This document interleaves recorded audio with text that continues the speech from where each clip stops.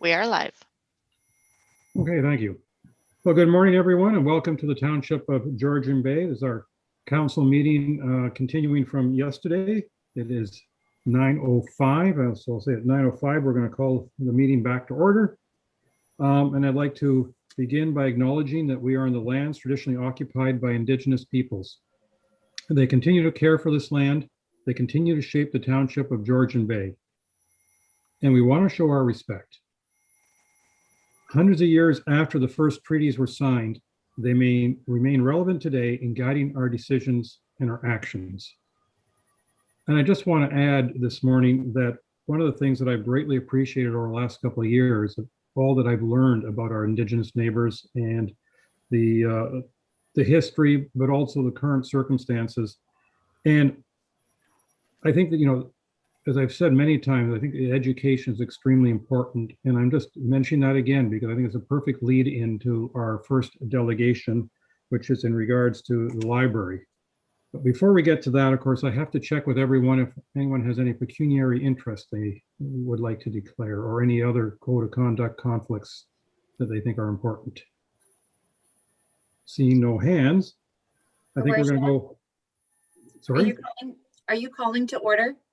I thought I did, but it like we need to pass a motion. We need to pass a motion to call to order. Page 20, please. Such formalities.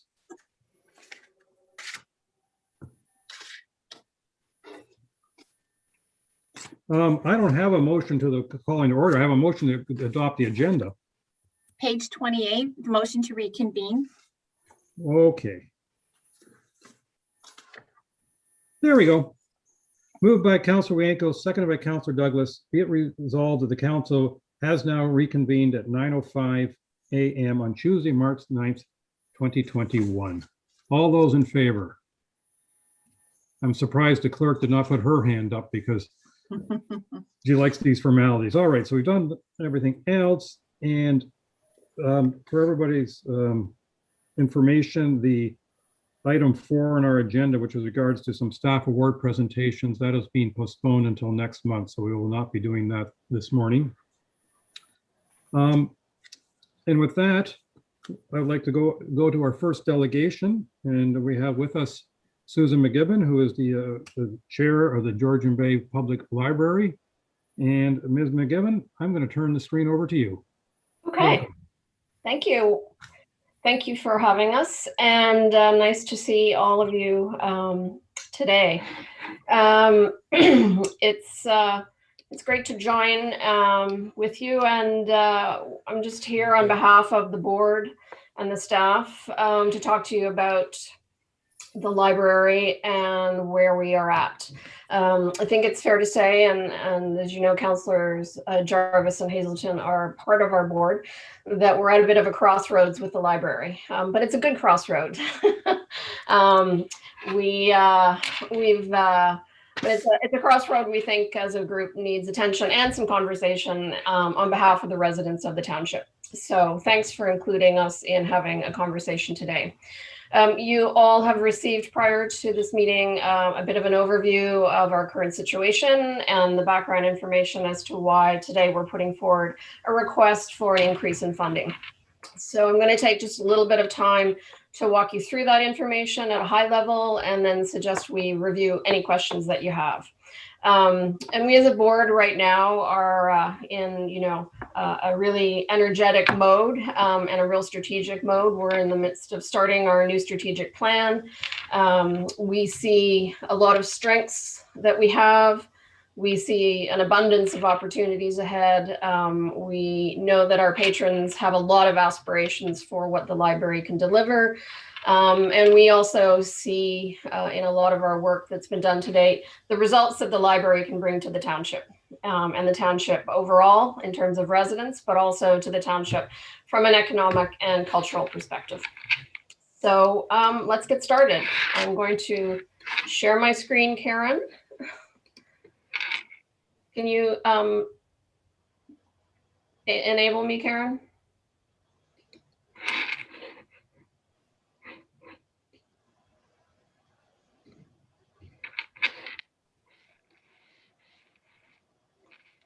sharing is available. Okay. Okay.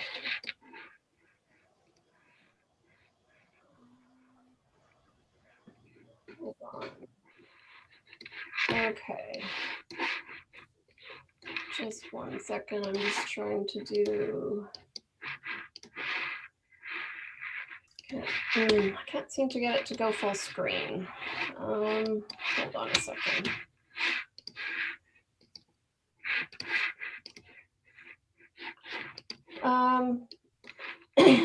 Hold on.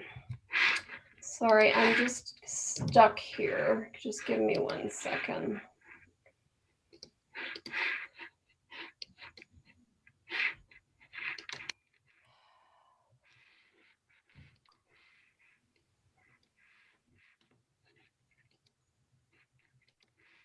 Sorry, I can't. My screen is frozen. Susan, Julie here. Would you like me to share on your behalf? And you could Yeah. just say switch if you want me to change slides. Yeah, and my screen is frozen. I have it loaded right now, Julie. Okay. So it doesn't. So if you start share, Karen, it'll bump the other share.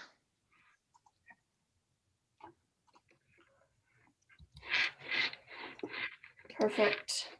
Thank you. Sorry about that, guys.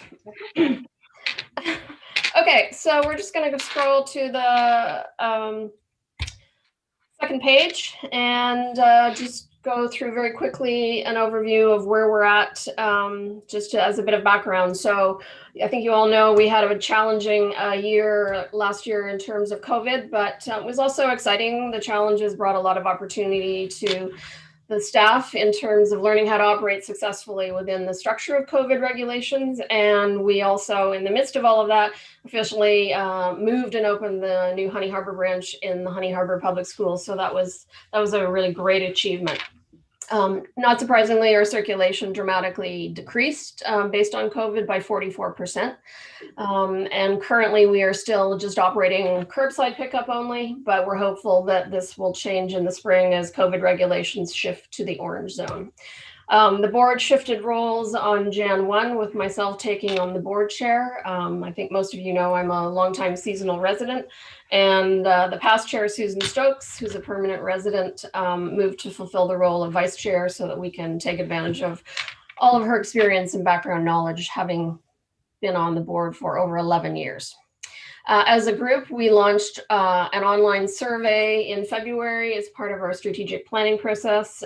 We had a great response, about 350 residents, the majority of them being seasonal residents, which was interesting for us to see. And 84% of the residents rated us in terms of the library as being excellent or good, and 79% feeling that the library is a very important service to have as part of the offering in the township.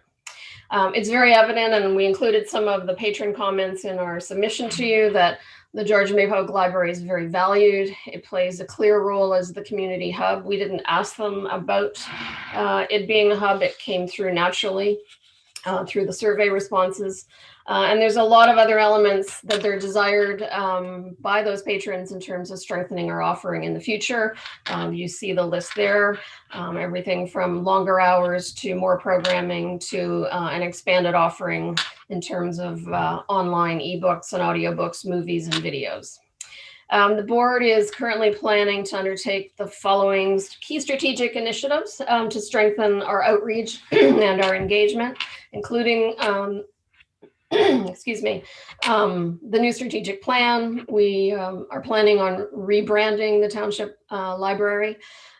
We are already engaged in reimagining our website and our communication channels, which we hope to have ready by May. We are planning a summer marketing campaign to drive membership, and we want to step up our community outreach to places across the board in the township, including things like a new newsletter and attending cottage association meetings. And as I think you're aware, in late January, I should say past CEO, now Tracy Fitchett, resigned after leading the charge for 3 years to take on a new challenge. So that resulted in us as a board having to come together to undertake a search for her replacement. On the next page,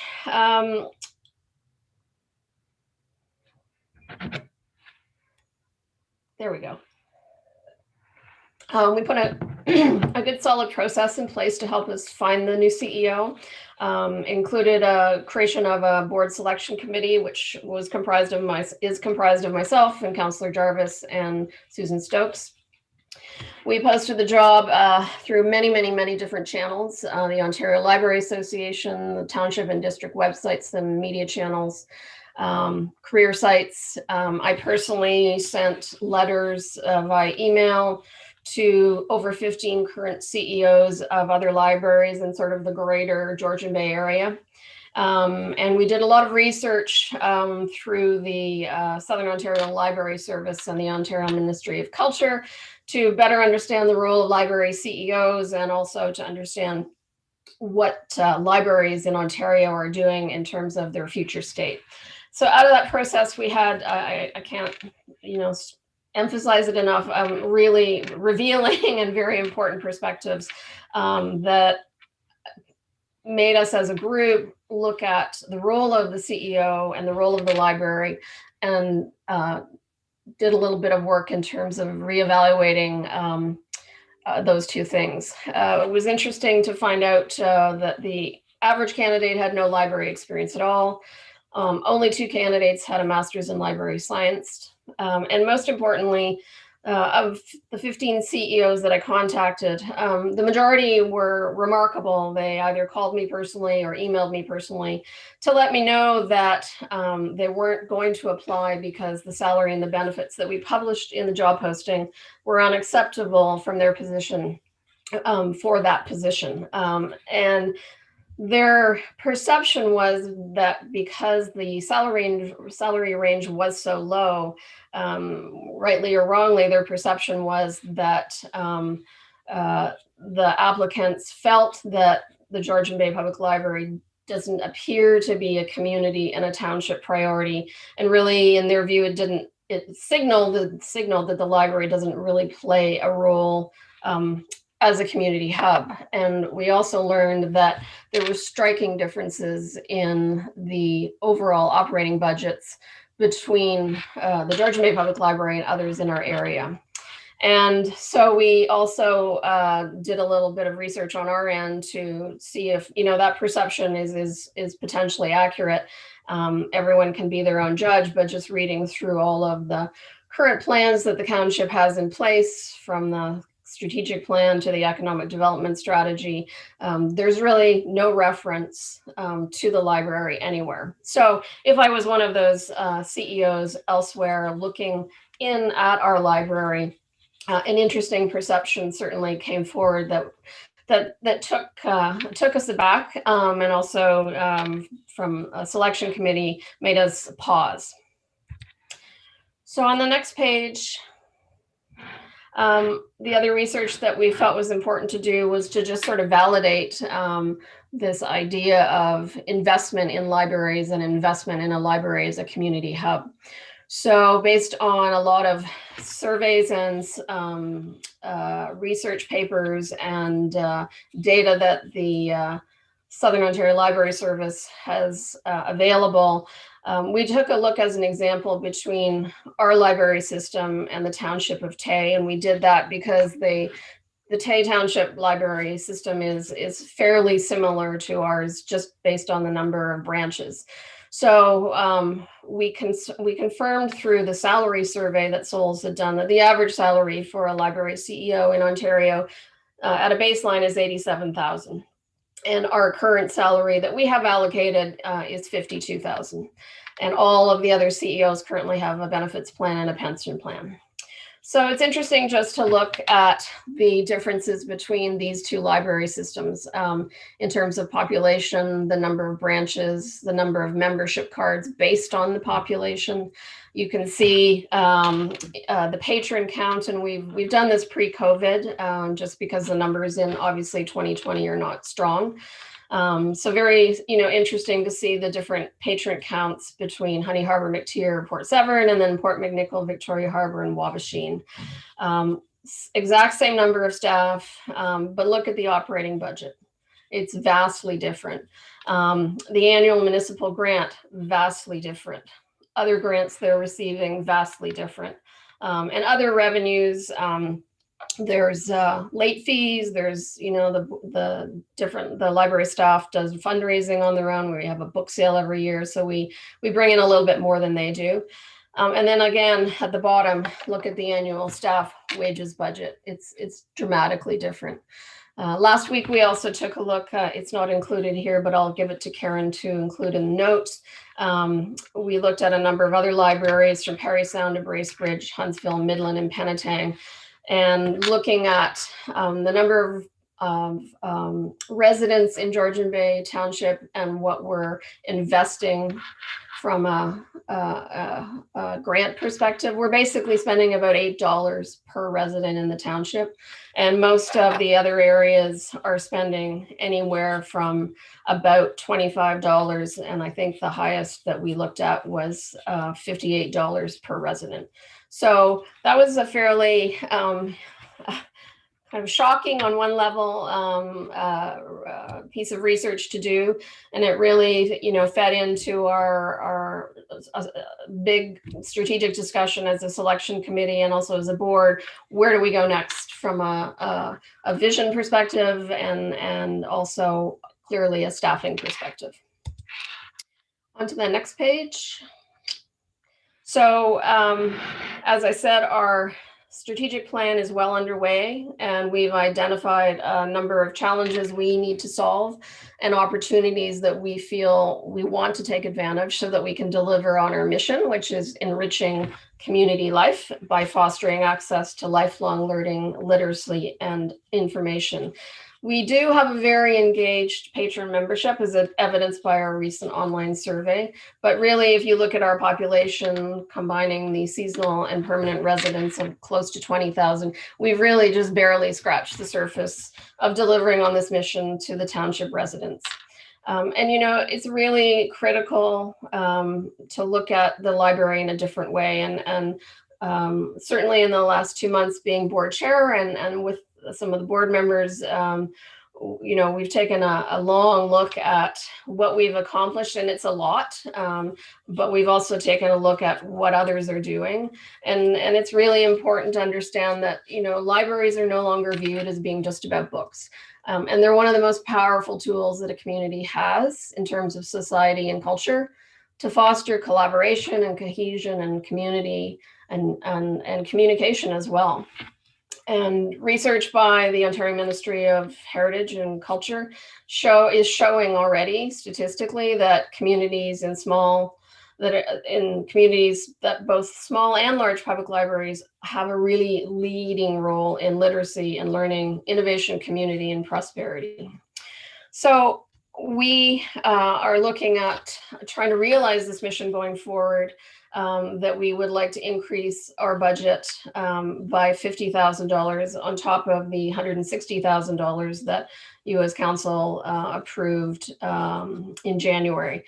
This would allow us to achieve an awful lot. We would be able to hire a CEO with the proper education and experience to lead the library into the future. And in terms of experience, we're looking at least 15 years in a senior library role. We'd like to be able to offer that CEO a competitive package. We'd like to be able to update the current CEO tools that they use. We'd like to increase branch hours in the seasonal months at least, certainly longer on days and open on Sundays as an example. We have such a huge demand for programming that we can't fulfill both online and in person. So programming is becoming one of the biggest deliverables that libraries are offering today in terms of engaging communities. And it would also help us develop our new brand, our website, and our membership marketing campaign. So we are looking to you as our partner to help support this mission and assist us with fueling what we see as an engine of culture and economic development in the township of Georgian Bay.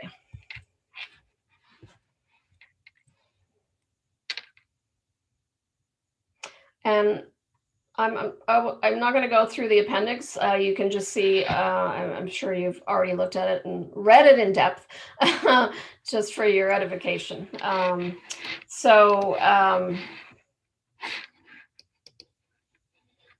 I think that, yeah, I think we're, yeah, I would say in conclusion, we definitely, as a board, feel we have a role to play in the community. And it's interesting, in many regards, we're already doing that. We're delivering on many of the key strategic pillars and actions in many of the township strategic plans, with a budget, for things far below our sister libraries. And you know what? We already are a hub. We were a voting station in the last election.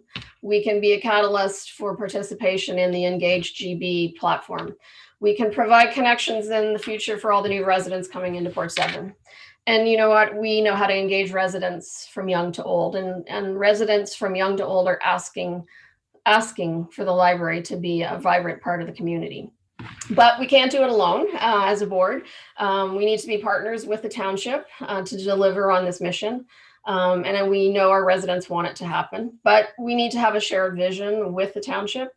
We worked in coordination and collaboration in very good ways, from what my understanding over the last number of years.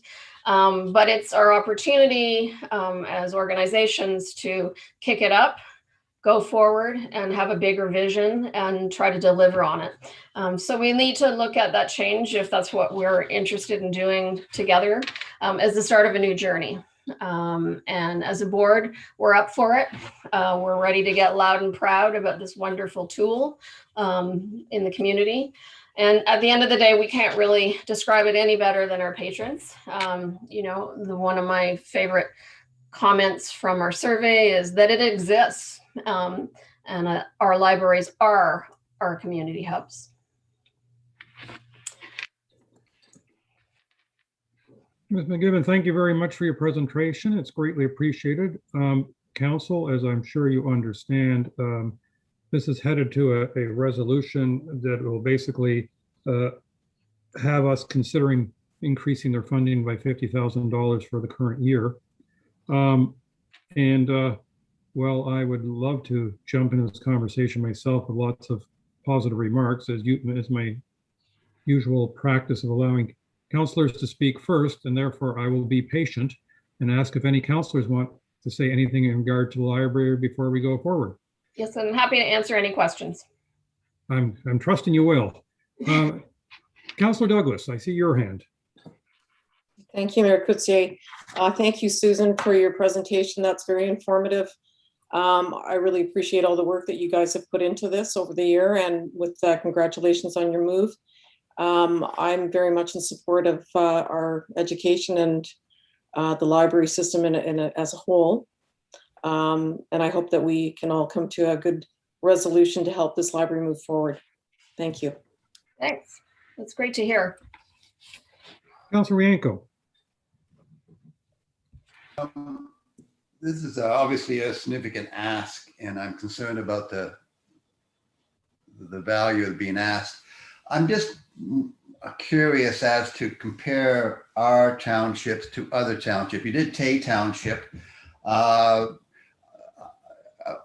more curious about other townships, smaller townships like Lake of Bays and so on. I don't even know how many libraries they have, but our township is similar to Lake of Bays and other ones and so on. So I'm not convinced that, first of all, do we need a CAO? Can we have a lower level individual? Because we only have 3 small libraries and we are a small township and so on. So is there a level below CAO that we can consider possibly hiring?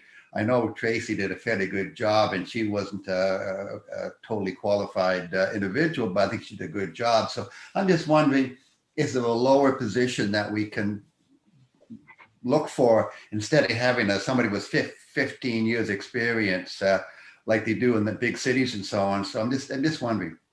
Sure, I'll answer both of your questions. So just quickly, we looked at Parry Sound, Penetangwishing, Gravenhurst, Bracebridge, and Midland. So if we're looking at the township of Georgian Bay having a population of between 18 and 20,000, depending on what document you read, Parry Sound's population is 20,000. And this is a combination, again, of seasonal and permanent residents in these areas.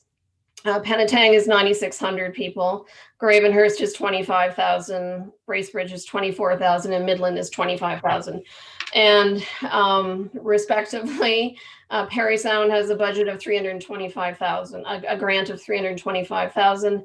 Penetang has a grant of 470,000. Gravenhurst 652,000. Bracebridge 893,000, and Midland, with a population of 25,000, has a budget of $1,200,000.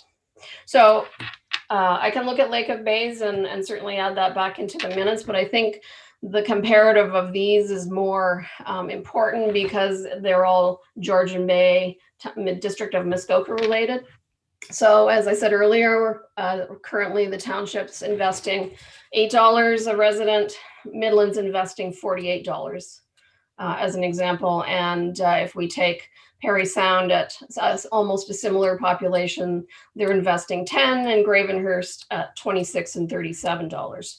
So hope that gives you a bit of context for other libraries in the Georgian Bay area. I think your second question is a really good one, and it's important. We have had a CEO for the last 3 years, and you're correct, Councillor Wanko, that Tracy's background isn't in library science and didn't have a master's. And I would agree, we certainly discussed it on the selection committee. Tracy did an awesome job with what she had, and she has left us in very, very good hands. And, you know, we can continue and just carry on as we are. There's nothing wrong with what we're doing. The question is it enough? And is it satisfying our residents today? And will it satisfy our residents tomorrow as the township continues to grow? So when I look at Parry Sound, Penetang, Gravenhurst, Bracebridge, and Midland, they all have a CEO that has a master's in library science and that has at least 10 to 15 years experience. So that is where we kind of took our cue from. If we're similar in population, similar in terms of how we want the library to be perceived, the tool it can be from a community perspective. Our feeling as a board is that there's an opportunity not being realized by not bringing on someone with more experience who can drive this hub forward and make this library system, of which we have 3 amazing branches, a real culture and economically driven hub. Thank you. Ms. Boutiette, I see your face there. I presume you want to add some more numbers to the mix. Yes, so just factual data. There was a survey that went around back in November 2020 in the District of Georgian Bay, and I do have those numbers that I could project if council is interested in seeing those numbers. Well, I think we can do that. We got a quick highlight of them, but if you can show us those quickly. This was a Township of Georgian Bay survey, Julie? This was a district survey for the lower tiers that was done back in November of 2020. I think it was for budgetary purposes. Can you guys all see an Excel sheet there? Yes, though the numbers are a little bit small. I'm leaning in. Yeah. So, you know, there's Lake of Bays, Councilor Yanko as an example, that 383,000. So you can see the difference here. Yeah. In a nutshell, we're dwarfed by all the other communities in our library spending.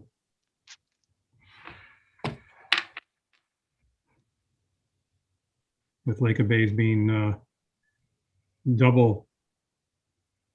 spending double what we're spending, and we know their total population is slightly less than ours. Right.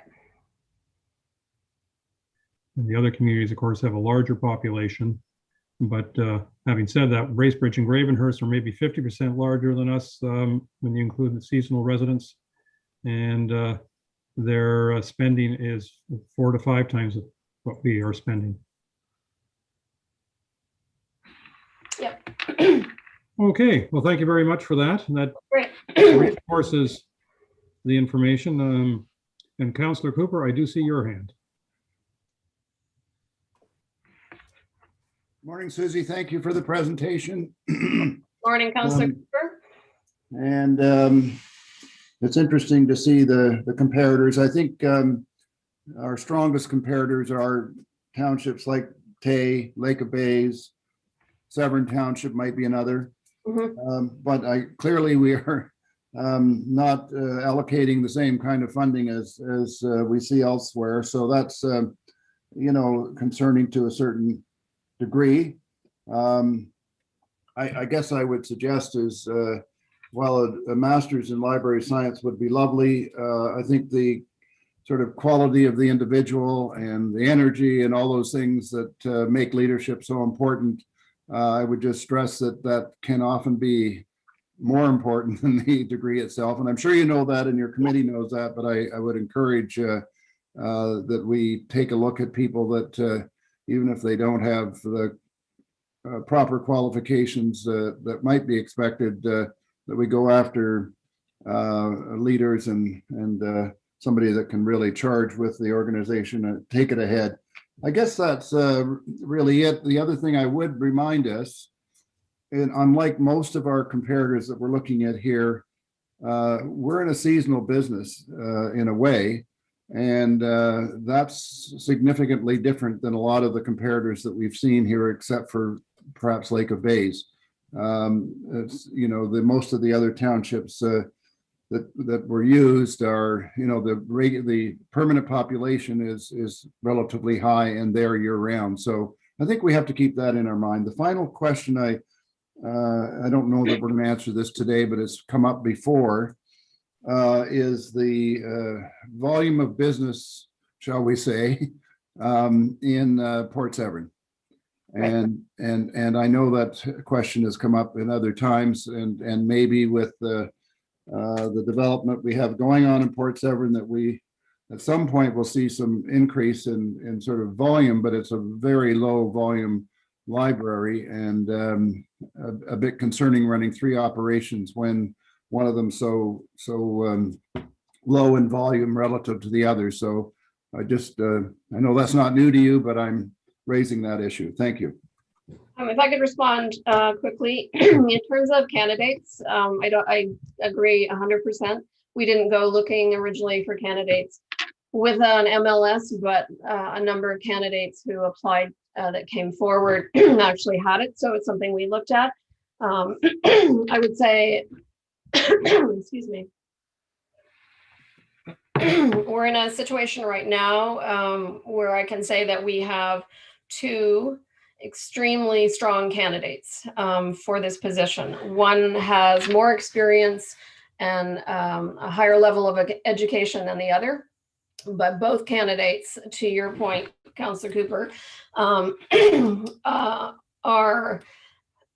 how would I say it? They're totally passionate about libraries. They have huge energy. They are interesting, fun, very strong personalities, and one in particular has an awful lot of experience working hand in hand with a municipal council. And I think we would be well served, and Councillor Jarvis can probably speak to this as well, being on the committee. I think we'd be well served by either one. We are leaning towards the one that has more experience and more education, because we see the value in bringing that to the township. The other benefit I would say that we have in both of these candidates is that both have a connection, a very strong connection locally. So either one of these candidates will hit the ground running, understanding the community. In terms of seasonal versus permanent, it's a very, it's an important observation. We know in the township of Georgian Bay, the seasonal population is greater than the permanent. But we certainly, from our perspective, we have not really engaged or done enough outreach to the seasonal population to see, have them see the value of the membership. And, it's important to know that this membership continues after you close your cottage up and potentially go back to Toronto. You can still download ebooks, you can download videos, you can do everything you can do at the cottage. The other thing we noted in the survey, there's a huge amount of the seasonal population that's coming to the libraries to use the internet. Grandparents are coming down with the kids and they're going to get ice cream and then they're going to get books together. So it's playing a bigger role for the seasonal community, certainly than it did in the past when I grew up. We didn't go to the library that much when I grew up. And we can see a big role in connecting with the recreation programs once they're back up and running in Go Home Bay and in Honey Harbor and in Cognachine as examples. So we see there's a big role to play with the seasonal population. I think when we looked at the population comparison, Tay has about 50% of the Tay population is also seasonal. And in Midland, there's about 10,000 of the 25,000 that is also seasonal, just for a comparative. I think did I comment properly on all of your comments? Okay, thanks. Councillor Jarvis. I'm probably going to be a bit biased since I've been on the committee now for selecting a new CEO, but I just want to reinforce the comments that were made by Susan McGibbon regarding our CEO who has resigned. That's Tracy. Tracy, we were very, very, very fortunate to have somebody of her level of enthusiasm and intelligence in the position of CEO for this term. And fortunate in that we didn't even bother looking around to see what else was out there. We didn't need to. She was pushing things forward in a very, very positive way. It was only her resignation that's opened our eyes to what the situation is with regards to what CEOs in the library system were paid. Having been on the selection committee, Susan has noted that we have two very, very good, enthusiastic candidates who both have their library sciences degree. We did look at others, and there is a huge issue. And there are a number of issues involved in finding somebody and attracting somebody to this position. And one of them is they have to want to be here. And this part of the world is not exactly metropolitan Toronto. It's not Burlington. It's not even Midland in that way of things. It's three branches that are very, very spread out and need a significant amount of attention. And having somebody close by is almost imperative. Tracy was available to make that commute. The candidates we're looking at currently, one of the things we really wanted to consider was where they were located now and what their enthusiasm was for moving into the area. And a couple of them had been here, knew the area, and were enthusiastic about the idea and the challenge of moving up, but they weren't here. And that's a really, really difficult part of the equation to add into things, and it's got to be considered. Like I said, it opened our eyes. We're talking about Paul, Councillor Rianco mentioning salary. Yeah, I was shocked by the differences in what we were paying versus what other library CEOs are being paid. Having said that, I'm very, very keen on the process we've gone through to date for a new CEO. And I think the process for changing our budget and putting it back in line with others will give the whole system, all three branches, significant more opportunities to expand within the community and be much more critical factor. They've been great to now. We got to give them a little bit more room to grow. And that's why I'm keen on doing something with our budget in that regard. Thanks. Thank you.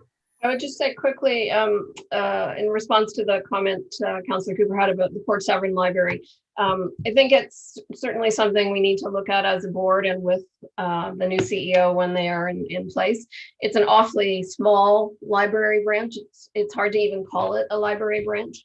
So I think an evaluation in coordination with council needs to be done long-term to look at should there in fact be a branch in Port Severn? And if so, what's the makeup of it? Who's it serving? How's it different than going down the road to Honey Harbor? We do know from a resident perspective, if you live in Port Severn versus Honey Harbor, you live in Port Severn, you don't live in Honey Harbor. So, you know, there's an emotional side to having those two branches, but I think it's certainly something that we can as a group look at in the future and do an analysis of.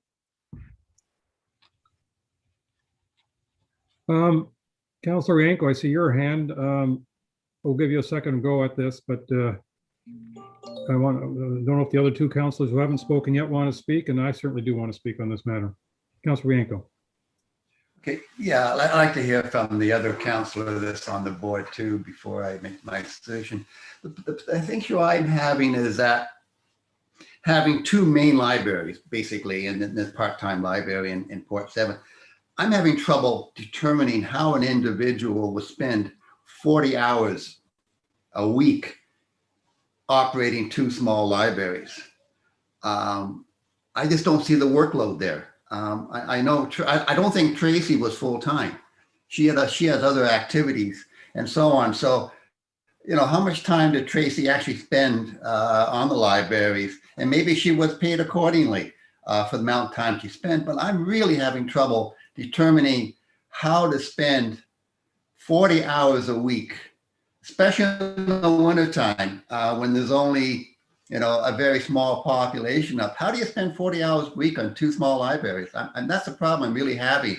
And to pay somebody $80,000 to look after two small libraries, especially in the wintertime when the population is really reduced and so on. So, you know, is there a possibility of sharing a CAO from another township? We did that, we've done that before, and I don't know how effective it was, but to have somebody full-time, I'm going to be really trouble trying to figure out how the heck they're going to spend 40 hours a week.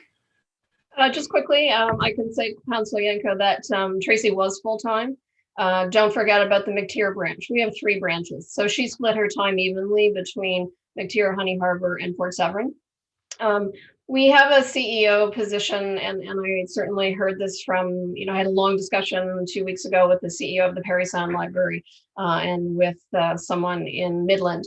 The CEOs of the libraries in cottage country are very hands-on. They're not sitting behind a desk and just doing administrative work and filling out forms.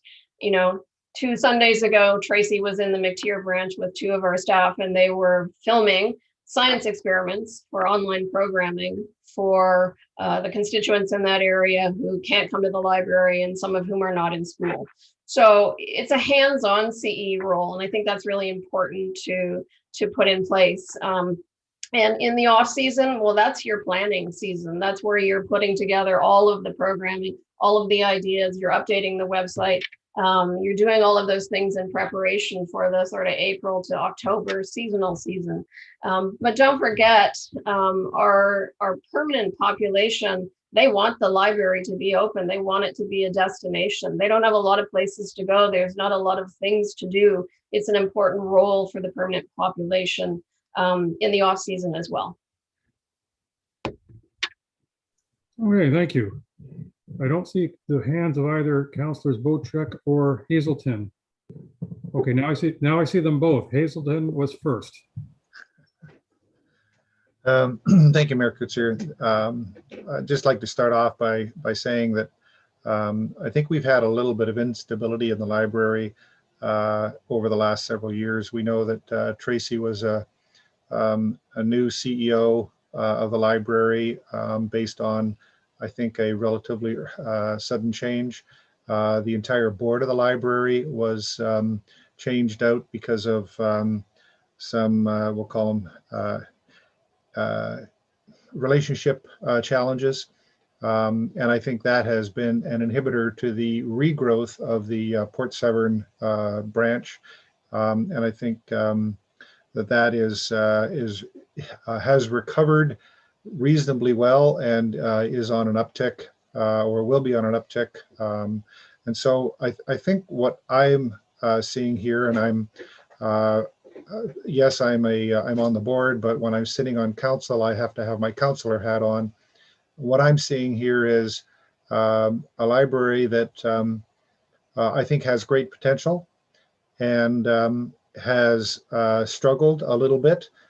We've had, I think that Tracy was excellent in her role, and sad to see her move on. But I think what we should be thinking of here is, where are we going to be in 5 and 10 years from a library relationship standpoint in our township? And I see and hear from other board members that have come in that have been recruited by other counselors, and these other board members have deep experience.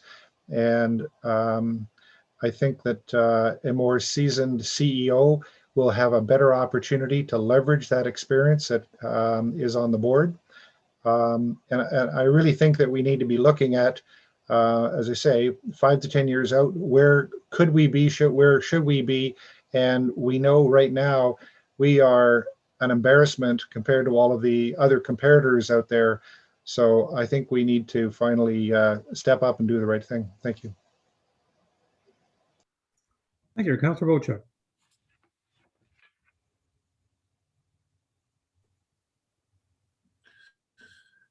Thank you, Mr. Mayor. I'm weighing in on this as a small town, I guess, opinion. Growing up, I grew up in a small town. We had a bus that came to town with the books on it once a week, and we all paraded out of the school and went onto the bus and picked out our books for the week ahead of us. And it seemed to work quite well.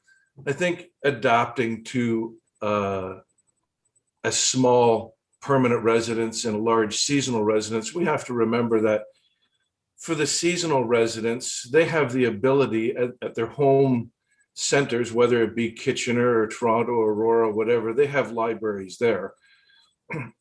And if you take the percentage of time that cottagers spend in our community versus their permanent residence, their home, I know that a lot of seasonal residents use the libraries where they come from, and they can bring books up north to their cottage and return them the next week. In evaluating what we have currently, the 2 libraries that get used the most are the 2 centers where we have public schools. Port Severn, of course, doesn't have a school, and you know, probably not a whole bunch of kids running around that want to use it. I see the Port Severn Library being a great resource for a lot of our seniors. And I know a lot of the weekend, what I call weekend warriors, weekend residents come to their boat and walk over to the library and pick up reading material. So I see a use for the library. I see that we have to be competitive. I think we need to look at avenues of how the library can create revenues to help to support itself. I think that's very key. And I'm not opposed to increasing the funding to the library under the understanding that the new CAO is going to look at measures in order to have them be more self-sufficient. We try and strive that with all our departments. Taxpayers pay the big dollars for services, yet we still have large user fees, whether it be an arena, a rental on the community center or whatever. So yeah, I'm not going to stand in the way of increasing funding to this part of our township. And I'd certainly like to see the new CAO get the library board on a positive thought train to how can we create revenues to help offset our budget. And I think that would be key. And that's about it for me. Thank you. Just a quick response to that. I should have mentioned something about that in our document, but I don't think we as a board disagree, Councillor Bochuk, that there are other revenue streams that potentially we have overlooked or we haven't put enough attention around, things like grants, etc. There's a lot of that out there. We have some limitations being a not-for-profit business, so we have to be careful how we raise funds, but I certainly think we've just barely scratched the surface in trying to bring in other funding, and it certainly would be a priority that I'd like to see as part of the new CEO's position going forward. Well, thank you very much, and thank you, Councilors, for your perspective on this, I just wanted to add a few of my thoughts. One is, I think the libraries that we currently have are actually fantastic. I think that status quo, there's nothing wrong with status quo in terms of quality. We have, I know my family has been members of the Honey Harbor Library for ever. Maybe not quite, but for a long time. Wonderful facility. I think that the value we've received for our tax dollars in the past has been fantastic. I noted earlier the mention of both those libraries, both the MacTier and Honey Harbor Library was a place where people could go and vote a couple of years ago. I think that speaks very well to the role that they can play as a community hub. I think the decision before us now is whether or not we want our libraries to go to the next level.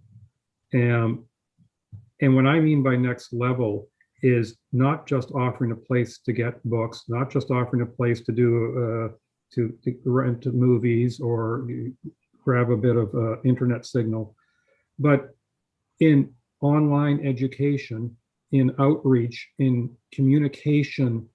And did I mention communication?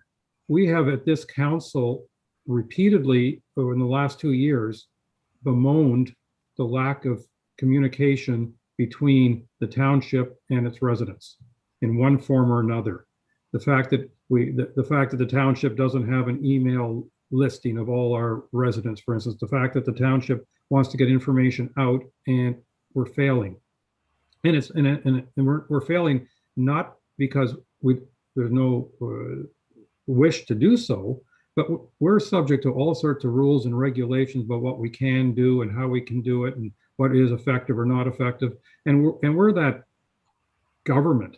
And of course, a lot of people that get any mailings from us, they figure that we're just trying to collect more money in taxes. I think the library can be a fantastic vehicle for communication. And I think spending $50,000 on the library is better than spending $50,000 for a township communication system that's going to be subjected to all the rules and regulations around what the government can do. I think that the library can be, yes, we have a lot of seasonal residents. But can you imagine how effective it would be if the library had many of those seasonal residents as members of the library and would receive communication from the library on all sorts of topics. One of my favorites, as you know, is trying to get Indigenous knowledge more and more in the hands of our residents. The library would be a wonderful vehicle for that. Absolutely. And to me, when I saw this ask for 50,000, I will admit my first reaction was, well, we should make it 100,000 because of what the libraries can do. Now, I'm not suggesting we do that now, but I think that what we have is great. The library could be a wonderful vehicle if we allow it to go to the next level. And I think bringing in a CAO who is qualified, knowledgeable, and enthusiastic about our area, enthusiastic about what libraries can do, will pay for itself multifold. So I will admit that I'm a very enthusiastically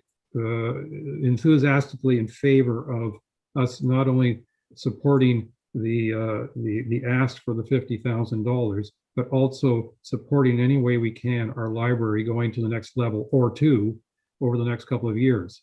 I heard reference to Port Severn. I mean, I easily can imagine the next 5 to 10 years having a library branch in Port Severn that is equal to the ones in Honey Harbor and MacTier. I have no trouble imagining that. I think the population will grow faster in Port Severn than the other two communities. I mean, but that's down the road. I have no idea about where or quite when that will happen, but I'm sure it will in the future. But anyway, that's my comments on it. I mean, I fully respect Councilor Wienko's concerns about the money that we might be spending. But I think asking our residents to spend an extra couple of dollars on the library when it could be that much more useful to them, especially considering that many residents are not at this point, getting any value for their library dollar because they're not members. They're not really aware of what the library can do. And that's where I think I would much rather say to our residents, spend $10 on your library and use it versus spending $8 on a library and not using it. And I think for the great majority of our residents, that's where we're at. They're now spending $8 on a library they're not using. Let's get them to spend $10 and get $30 value out of it, because that's what will happen. Anyway, does anybody doubt my opinion? I don't. Do we need another round, or should we go to, I'm going to read the resolution, then I'll ask whether you need any further comments. But the resolution that is in front of me at the moment reads, moved by Councillor Cooper, seconded by Councillor Hazelton. Be it resolved that Council receives the request for increased funding from the Georgian Bay Public Library, and that the 2021 increase in public library funding of $50,000 be approved to be funded by the working fund reserves, should it be required. And that Council understand and accepts that the requested increase would represent an initial annual levy increase of 0.85% for 2022, with a compounding increased effect for subsequent years.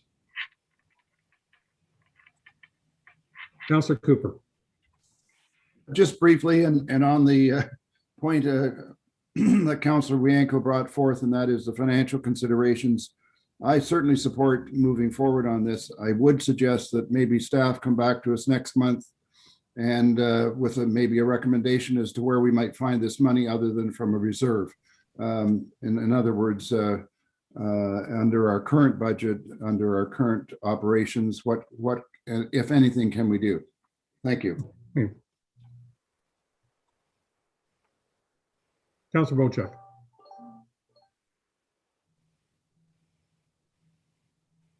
Just a question to Susan and possibly to our staff. In the original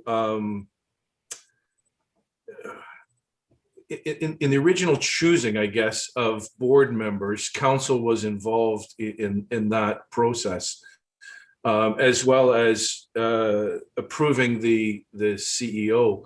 I'm just wondering if there will be councillor involvement or this council's involvement in any of the moving forward on hiring or replacing of board members, or do we rely on our two councillor members to attend the library meetings and then bring a report back to council as to what they're doing? Just wondering where council's position is or what part we play in this. CEO Gumby. Thank you, Your Worship. So council has no say in the CEO hire. That is up to the board in general.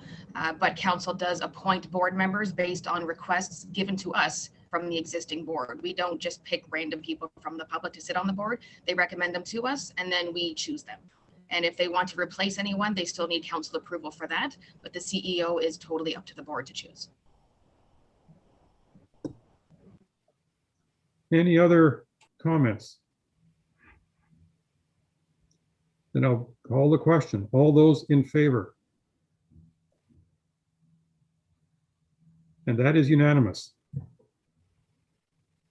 That's great. Ms. McGibbon, you have your orders. Go find us an excellent CAO and grow that library. Thank you. We're ready to go. We're excited. We're going to realize the great vision, and we're hoping that all of you on council will be loud and proud about this great community tool in the year to come. Thank you very much. Thank you.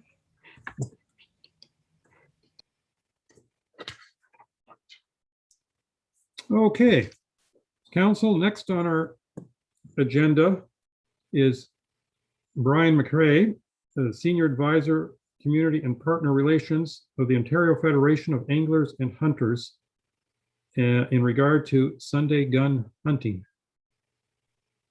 Mr. McRae, you have our attention. Good morning, everyone. Everyone hear me okay? Yes. Sorry, I just had to relocate to a different room. I have a 5-year-old who was not happy where I normally set up shop. So, well, good morning, Your Worship, members of council, staff, and those who are logged on to follow along with today's meeting. I will start by saying I sincerely hope everyone is doing well and staying healthy during these challenging times. My name is Brian McRae, and I am the Senior Advisor, Community and Partner Relations for the Ontario Federation of Anglers and Hunters. On behalf of our 100,000 members, subscribers, and supporters, and in particular, the approximately 1,500 members who directly live in or within the vicinity of the Township of Georgian Bay, we would like to thank you for affording me the opportunity to appear before you this morning on the topic of Sunday gun hunting. As a result of a policy developed by the Ministry of Natural Resources and Forestry, MNRF, the Ontario Federation of Anglers and Hunters, OFAH, and the Ontario Federation of Agriculture, OFA, in 2005, 67 municipalities across Southern Ontario immediately passed resolutions in support of Sunday gun hunting. For these municipalities, this came into effect on September 1st, 2006, which was the following hunting season.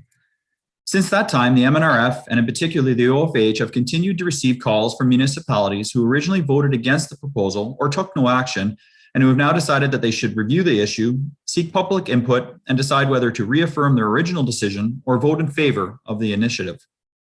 It is important to note that these requests for Sunday gun hunting are driven by local hunters/residents, and in particular, in our situation, OFH members, who then seek our assistance in given our expertise in the matter.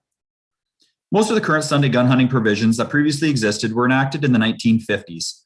Gun and archery hunting on Sundays is allowed in Northern Ontario, so north of the French River, archery hunting on Sundays everywhere in the province, and prior to this initiative, Sunday gun hunting was allowed in some eastern areas of the province.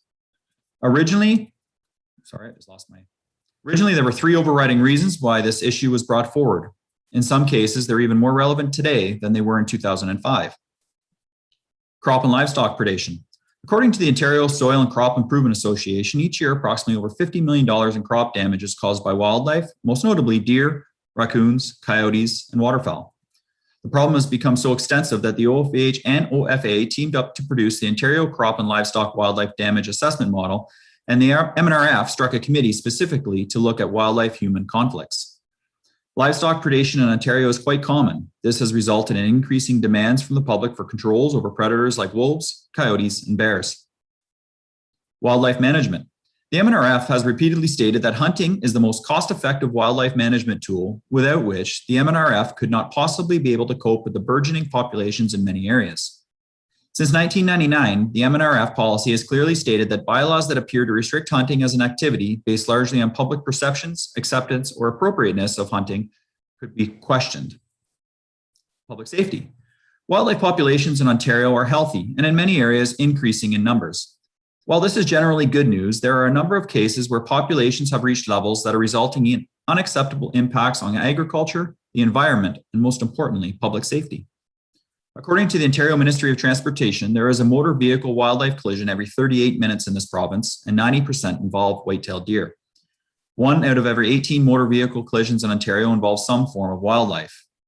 The number of motor vehicle wildlife collisions is increasing annually, approximately 12,000 per year. These collisions result in death, hundreds of serious injuries, and tens of millions of dollars in damage claims. And a special note that the OPP actually estimate the number of collisions with wildlife that go unreported are likely double of what are reported. 90% of these collisions occur on two-lane roads. Accidents between cars and wildlife not only kill and injure people, they cause millions of dollars worth of accidents claims and leave tens of thousands of wild animals dead each year. The carnage is getting worse with more motorists on the roads, new highways being built, residential communities spreading into rural areas, and changes in climate.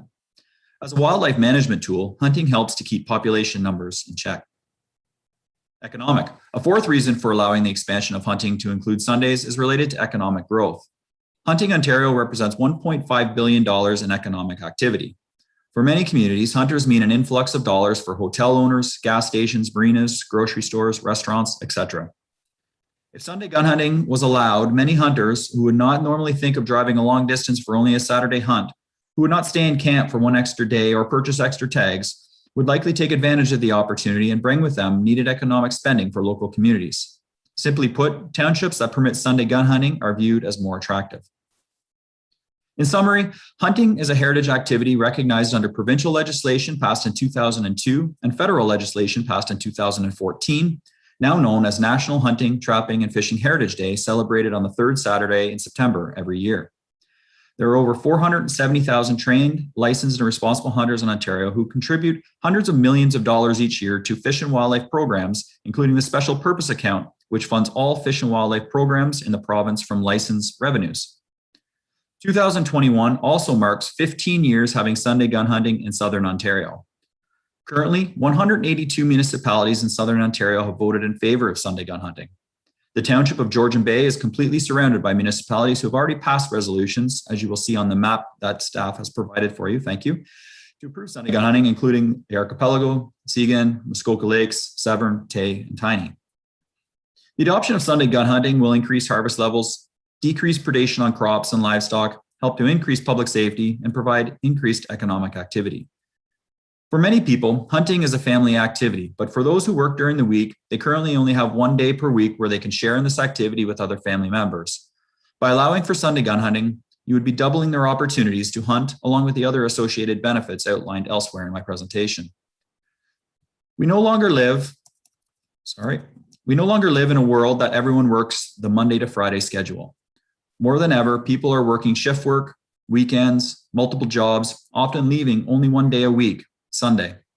In fact, the township of Georgian Bay is the only of 2 municipalities in central Ontario who haven't yet adopted Sunday gun hunting. Many Ontarians don't have an abundance of holidays, and once you subtract family vacations, functions, children's sports or hobbies, or even work schedule allotments, many Ontarians don't have the ability or can't afford to take additional time off work, only emphasizing the importance of having the opportunity to take advantage of the full weekend. We realize that detractors of Sunday gun hunting are often opposed to hunting, period. That's a personal choice, a lifestyle choice, or based on beliefs, and we need to respect that. But in the same vein, we ask that they respect the wishes and preferences of those farmers, landowners, and outdoor people who desire to legally enjoy their activities of choice, whether that be on their own property, a neighbor's property, or on Crown land. In the case of private property, and this is extremely important, landowners still have the right to determine whether or not to allow Sunday gun hunting on their land, just as they do for the rest of the week. Landowner permission is still required, just as it is required for those individuals who want to walk their dog, take a horseback ride, or an ATV ride. Similarly, if a landowner wishes to hunt his or her own property, they cannot proceed until such time their municipality approves it. There has been a suggestion that Sunday gun hunting would interfere with religious practices. For the record, the province of Quebec, which has the highest level of religious participation in Canada, has had Sunday gun hunting for over a decade. In light of all the activities which are now commonplace on Sundays, including shopping, gambling, beer and liquor purchases, etc., we ask, why shouldn't someone be able to choose for themselves whether or not to gun hunt on a Sunday, given the fact that hunting is a recognized traditional and heritage activity, not to mention highly regulated? According to Statistics Canada, hunting today is measurably safer than bicycling, boating, swimming, horseback riding, and most recreational field sports, including baseball and golf. In fact, the Canada Safety Council and the National Safety Council have stated that hunting in Canada is responsible for only 0.001% of accidents, which pales in comparison to injuries from the sports mentioned above and the number of injuries occurring as a result of automobile accidents, insect bites, and even lightning strikes. Hunting is also one of the few recreational activities that require proof of confidence before engaging in the activity through both the hunter safety and firearm safety courses. Since the advent of the hunter safety courses administered by the OFH on behalf of the MNRF, the injury rate for hunting accidents has dropped to virtually nil. For anyone who feels that allowing Sunday gun hunting would increase the dangers to anyone walking in the woods, they are more likely to be injured by either being struck by lightning or bitten by an insect than being injured by a hunter. An individual can target shoot with a gun on a Sunday in the township of Georgian Bay, but yet that same individual is unable to gun hunt on Sunday in Georgian Bay. The bottom line is this: if the threat to public safety does not exist from Monday to Saturday, why would it be any greater on Sunday? What we are asking and talking about here is equal opportunity for everyone. We're asking for you to consider passing a simple motion here today that would allow everyone the choice of whether or not to gun hunt on Sunday. I would like to add that if council does vote in favor of a resolution to approve Sunday gun hunting here today, it would not become official until the Minister of Natural Resources and Forestry approves a resolution and the township is officially added to the Sunday gun hunting map produced by the MNRF. The map is only updated twice annually, March 31st and August 31st, and given the timing of this meeting being into March, Sunday gun hunting wouldn't commence until the fall at the earliest. I'd like to thank you for your time and consideration and for allowing me to appear before you today, and I'd be more than pleased to answer any questions that you might have. Thank you. Well, thank you very much for that. We appreciate the information and the input. I believe there was a staff report as well on this. And I'm just wondering whether we should hear that staff report at the same time before council gets into their discussion on this matter. And if Mr. McRae, I hope you'll indulge us a bit of patience and allow that to happen as well. Absolutely. I'm trying to find my comment. It's item 10H. Page 91, I believe. Ms. King, were you going to speak to this matter? If you wouldn't mind, I'd appreciate it. Yeah, so between Karen and myself, we did this report together. Brian covered quite a few of the things that we spoke about in the report, just about our neighbors allowing Sunday gun hunting and how to opt in. So we're considered not unless you do opt in and are put on the map, as Brian mentioned. So basically, we're just asking the staff suggesting that we do a non-statutory meeting to receive other input from the rest of the residents of the township. Also, just on a side note, Georgian Bay does have a gun discharge bylaw that speaks to how close you can be to dwellings for gun discharge and landfill sites. So we do have that in place as well, along with all the other gun safety parts that Brian mentioned as well. So. Okay, thank you very much. Council, what we have is Mr. McRae's presentation. We have the staff report and your comments. And I've seen Councillor Cooper followed by Councillor Douglas at this point, please. Thank you, both of you, for your information. Brian, are you a resident of the Township of Georgian Bay?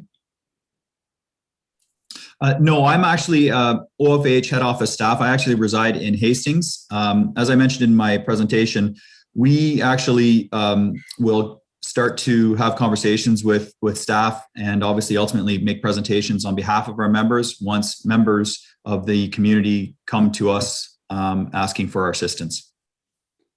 Thank you for that. I have a few other quick questions. I noted that you mentioned a number of things, including, endangerment to livestock. I'd like to hear your comment on that because I don't believe we have a lot of livestock in the Township of Georgian Bay. I also noted that you mentioned that there are 182 municipalities allow hunting out of 440. I think it's 4 in Ontario. So it's, maybe a third, something like that, which is not all of them for sure. And I realize some are urban, but most of them, the municipalities are not. They're smaller and rural. So I just wanted to comment on that. I guess in terms of wildlife management, I'm also not so sure that we have that issue in our township. I know we have some wildlife left, but not certainly as much as we see north of here.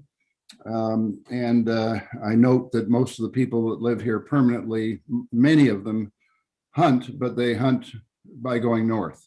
And I can understand why, because that's where they're going to find a lot of opportunity. And finally, in terms of a public meeting, I would like to see that, but I really would like to see a survey sent out to our residents along with maybe our next tax bill to see what sort of support we get out there. I can tell you on the coastal side of Georgian Bay, I have not had people coming to me to talk about a change to gun hunting in that area. So maybe we need to survey and see what we find out in different areas. Maybe there's some people in the inland lake areas that are very happy to have Sunday hunting, and that might be might become a geographic issue. So that would be my comment to staff, is I think we need to be sure that we're getting really clear input from our community on something that has not been raised by the community that I normally deal with. So thank you. Thank you.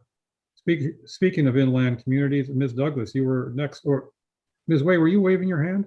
Oh, I was just going to say that this request was originally brought forward by a local resident. Okay, thank you for that confirmation. Unfortunately not present today. Ms. Douglas. Thank you. Thank you, Brian, for your presentation. I think it's helpful for all of our new counselors that may not have had an opportunity to have a presentation by yourself in the last term. I have been approached by some of our local community members in regards to this, and this may be how some of this has come around this time. I honestly have had feedback from both sides of the fence here. I know many people that hunt and many people that don't hunt up in the inland lakes. And it's quite there is quite a division on this. And so for that reason, I would agree with Councillor Cooper that we really need our community input on this. And by way of, I don't know if we'll do it by survey or how the staff can manage that, but I would suggest that we get more input from all of our communities. We do have quite a difference between the inlands and Georgian Bay, and I would agree with Councillor Cooper on that. Even for the inlands, I live here year round, and I can tell you on my trail cams, and I have many of them out there, the decrease in wildlife I've seen in 17 years is quite shocking, actually. So I'm not so sure that we have as big a problem as maybe some of the other townships do with farmland and coyotes and so on. But that's just something that I, from a personal perspective, have noticed. I know there have been many issues have been brought up by constituents to myself throughout this process that were aware that this presentation was happening today. Concerns of privacy, boatloads of hunters being dropped off on their dock to access the bush. I think the extensive trail system that we have with snowmobilers from the winter has made it very available for all seasons for families to walk together on weekends, because they too only have weekends, many of them, to enjoy their cottage. That is a very big concern. And I can tell you, I also walk those trails in areas where there is a lot of hunters, and it is a bit of a concern. We all know what we're in for on Saturdays, and high vis is all very important. But to have one day also for families to take their children back into these areas, I think is extremely important to residents. Now, having said all that, I understand too from some of our hunters in this area that they too are limited to the times that they can hunt sometimes. So it is quite a division in our community up here in cottage country. And I would like to see, however that can happen, that we get a lot more community input on this before we move forward on making any decisions whatsoever. Thank you. Thank you. Ms. Way, followed by Councillor Yanko. Certainly, I would just like to clarify just a couple of points that have been made so far. One, and Mr. McGray can correct me if I'm wrong, but bow hunting is still permitted on Sundays. So this is specifically talking about a discharge of a firearm on Sundays. So there is still hunting that can occur on Sundays within our township. Additionally, it's not all municipalities that need to opt in and opt out. Anywhere that is north of the French and Ottawa rivers in Ontario are automatically permitted to have Sunday gun hunting. It's just anywhere south of that river line, which is why we provided the map to show which areas have and have not opted in. So it's not all of the municipalities that fall under this piece of legislation. All right, thank you. Thank you. Just for clarification too, it's more specifically gun hunting, because according to the discharge bylaw, you are able to discharge a gun on Sundays for target shooting, recreational shooting, etc. Thank you. Councillor Yanko. Well, thank you, Brian, for your presentation. I'm somewhat, I think your presentation is more of a stock presentation that you give to all the municipalities. It does show a lack of knowledge about our township, because we have no farms in our township. So there's no crops, there's no wildlife. There's really no economic benefit from these hunters. As Brian indicated, or someone indicated, that most of our, it wasn't Brian, but it was somebody else, most of our hunters go north. They don't hunt around our township, because there is really a lack of wildlife we have in our township. So there's no real economic there. And talking about vehicle accidents, I'll have to maybe bow to the fire chief or bylaw officers, but I don't think there's a lot of animals, lethal deer and so on, hit by vehicles in our township. I know north of here that's a problem. But you talk about having equal opportunities for people to enjoy weekends, well, you're right. I think there should be equal opportunities for the residents to go out in the woods 1 day a week. You have 6 days to hunt. We have 1 day to walk in the woods. If you wanted to reverse that, how would you feel if we campaigned and say, okay, we want Saturday too. So therefore you have 5 days and we have 2 days. That seems fair to me. So, I think you would object to that. So I think, having 1 day a week that we can actually enjoy the woods. And I know a lot of people specifically come up in the fall when the leaves are off the trees to walk in the woods. And because, as you say, a lot of people, most of our seasonal residents, and I would say 99% of our seasonal residents have crown land in their backyard. There's really a lack of private property in our township. I think over 90% of our land up in our township is crown land. And so the majority of our seasonal residents have crown land in their backyard, and they like to go and walk in the woods in the fall. And I love it too. And there's trails out there that we maintain and so on. So I think a lot of people enjoy that 1 day a week, and you want to take it away from us and have 7 days of hunting and no days for anybody to go in the woods. And I don't think that's fair. And I'm a compromising individual, and I'll say, I'll give you Saturday, we'll have Sunday, thank you very much. So I think when we need to do a survey of our residents. We've done this in the past with other, we've had other councils and so on, and it's usually come back pretty adamant that the seasonal population is not happy about Sunday hunting. Yes, we'll have a small local population that wish to have Sunday hunting. That's fair enough. But I think the majority of our population, which is seasonal, want to have that 1 day a week in the fall that they can enjoy the fall colors and a walk in the woods and so on. So I think we have to do a survey. And one thing I'm concerned about, we received a lot of emails a while ago from hunters asking us to open up Sunday hunting in our township. I don't know how many of those people are from a township. How many of those people are actually taxpayers? I think it was a campaign from any hunters in Ontario to write us. And so I got to be careful if we do a survey. I want only to accept the survey from people who live in our township. I'm not interested in opening up our township to people coming outside of our township, because there's no economic benefit to people coming outside of our township, into our township to hunt on Sundays. Nothing really open for them to do. They just come here and hunt and go home. So I'd rather just have a survey related to people who are taxpayers in this township. So I don't know how we want to do this. If we do a survey on Facebook and have that way, or if people want to send in emails, I assume that would go to Karen. I guess you would be the person accepting those emails. If people were going to write in, is that the way it's going to work? I wouldn't mind knowing how this whole survey is going to work. So staff have recommended to have a public meeting or a public hearing to receive this input, so council can hear it directly. That way we can also regulate who is attending, and we have right to ask for names and addresses of all of those people, so we can regulate to ensure that they are residents we are hearing from, or property owners for that matter. A survey, I would have to speak with our communication staff about the best way for us to facilitate a survey and what options are available for us.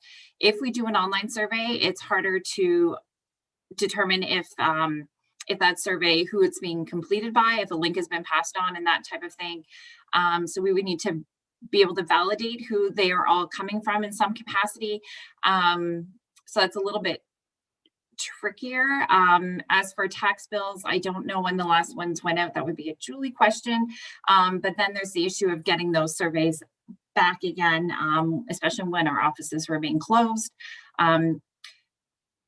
So I think a little bit more research would need to be done from a staff perspective, just to determine the best way to facilitate a survey, or if it's a survey combined with a public meeting, perhaps.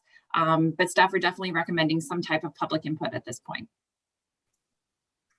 Okay, thank you. If somebody wants to write an email, who do they write it to, Karen?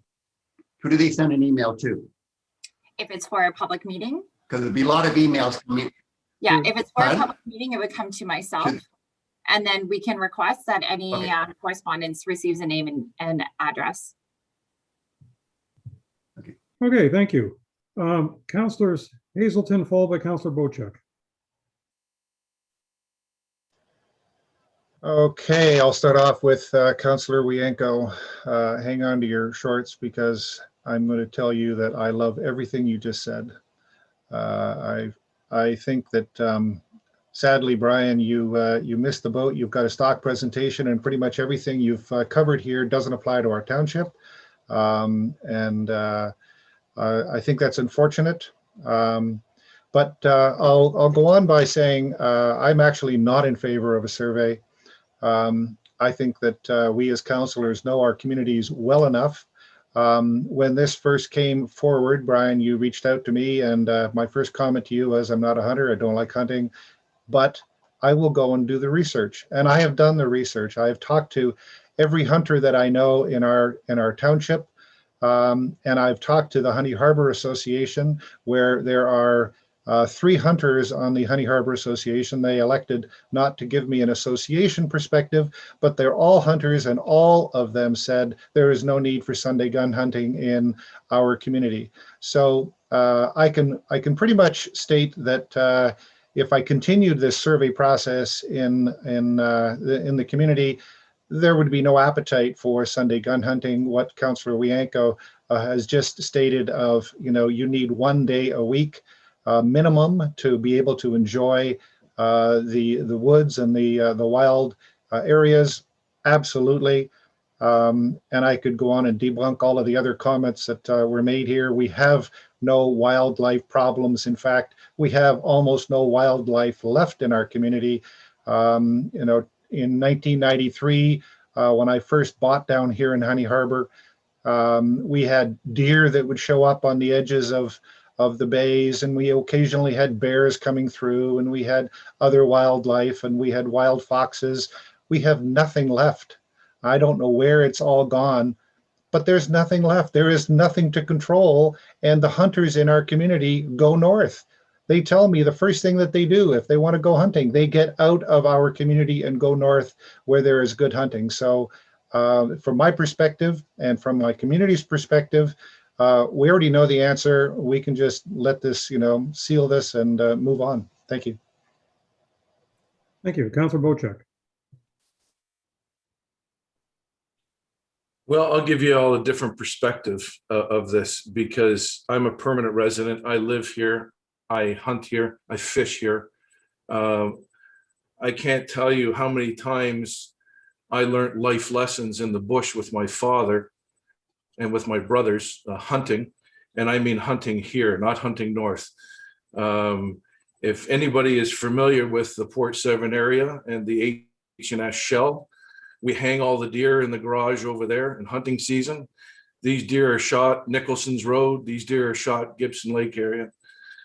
There's a lot of hunting in this township. The reason you don't see much of the wildlife, it's been driven into the bush further because of population increases by seasonal and permanent residents. Hunting is a very, very powerful life skill that a lot of us learn at a very young age. And we learned respect for nature. We learned respect for people and firearms. I can't stress enough that while you may think you're nice and safe on Sundays going for a walk in the bush, you have more chance of getting eaten by getting shot by a hunter. I really want to support the Sunday gun hunting. We have a huge population of hunters. By the way, if you're going to walk in the woods on Sunday, I suggest you wear orange and an orange cap, because we do have hunting in this township on Sunday. We have rifle hunting in this township on Sundays. We always have. So if you're going to go out walking, caution to you, there is hunting. The problem is, I, being of my nationality, can't hunt on Sundays, but anybody with a harvesting card, anybody who's Métis or Indigenous does hunt in our township on Sundays. The problem is I can't go hunting with my buddies because they're Indigenous, and I can't go hunting with some family members because they're Indigenous, because they can hunt on Sundays and we can't. We don't shoot animals to kill them. We shoot animals to eat them. A good quality, high source of protein that isn't full of bacteria and nonsense of what you buy from your grocery stores. We have an appreciation for this. I will support Sunday gun hunting, although I can safely say the truth is 90% of the emails I received from my constituents did not want the Sunday gun hunt. They are basically people that come up from the city on the weekends or for their 2 weeks holidays, and they don't understand, and they don't want the hunting. But be assured there is hunting here. There's hunting on Sunday here. And all you have to do is look at our adjacent townships and listen to the gunshots on Sundays. I sit on my boat and listen to them shoot right here in Port Severn on Sundays because they're shooting from Severn Township. Ducks, geese, all sorts of waterfowl. So yeah, there's a lot of hunting here on Sundays. And you better be cautious of it because pretty much anyone with a harvester card is in the bush with a high-powered rifle shooting on Sundays. So I'm an advocate for the Sunday hunt. I understand that most of my constituents are not. I understand most of this council is not. But I really want you to understand the value, and it may not be the value that Brian talked about wildlife and about agriculture. We don't have livestock in this township. We have a bylaw that banned it. We don't have any farm agricultural. That's not the reasons. The reasons for hunting are to provide food for your family, provide mentorship, provide good control over rural kids, and bringing them up to adults. I don't think you really grasp the concept of hunting because you never experienced it. But I'll digress and just say that I would support the Sunday hunt here.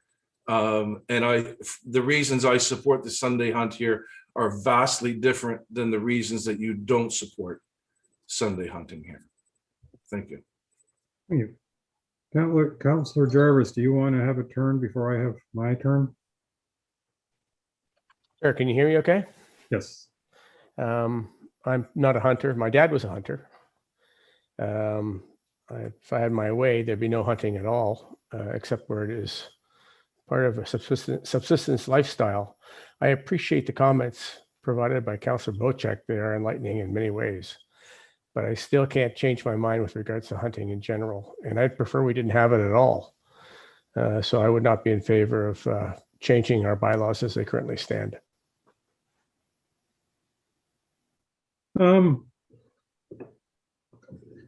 I start my conversation from saying that I'm neutral. I'm neutral in the sense that I'm not a hunter, but I have nothing against hunters.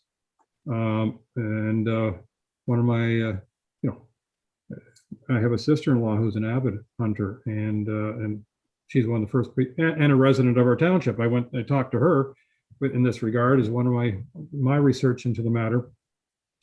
I will say, Brian, what the advantage I had with regards to talking to my sister-in-law and a few others is they're local, so they know the local situation. And yes, we all know that many of our local hunters head north if they can get away for a week or so to go hunting and quite enjoy that experience. I know that it's not unusual for me at sitting at the cottage to hear gunshots in the woods somewhere. Of course, I can't tell you exactly where they are because that's rather difficult to do. And somewhere within earshot, guns are being fired. The one thing that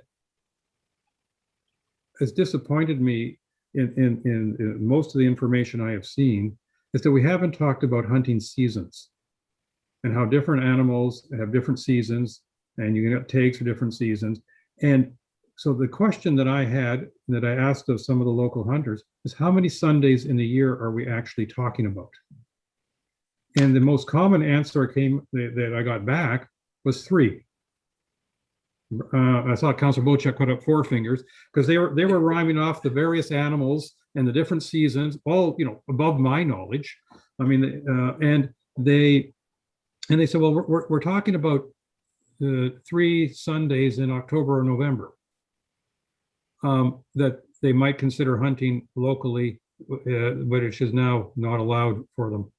And no, we're not talking about the Indigenous or Métis residents because they're allowed to hunt. And so I couldn't help but wonder, are we making a mountain out of a molehill? And I don't know the answer to that, but that's part of my question. I'd say at least half the hunters I spoke to who live locally couldn't care less. Or some of them were, yeah, keep the ban, keep all the out-of-towners out. We don't want to see them in our area. We want the animals for ourselves, was one attitude. Another attitude was, no, we should be able to hunt all the time, allow Sunday hunting. But the most common response was, does it really matter what we do? They don't really care because they're going to do their hunting and they'll do it locally or they'll do it out of township, whatever is best for them. And so I really, I mean no offense to this, but I don't know how big a question this actually is.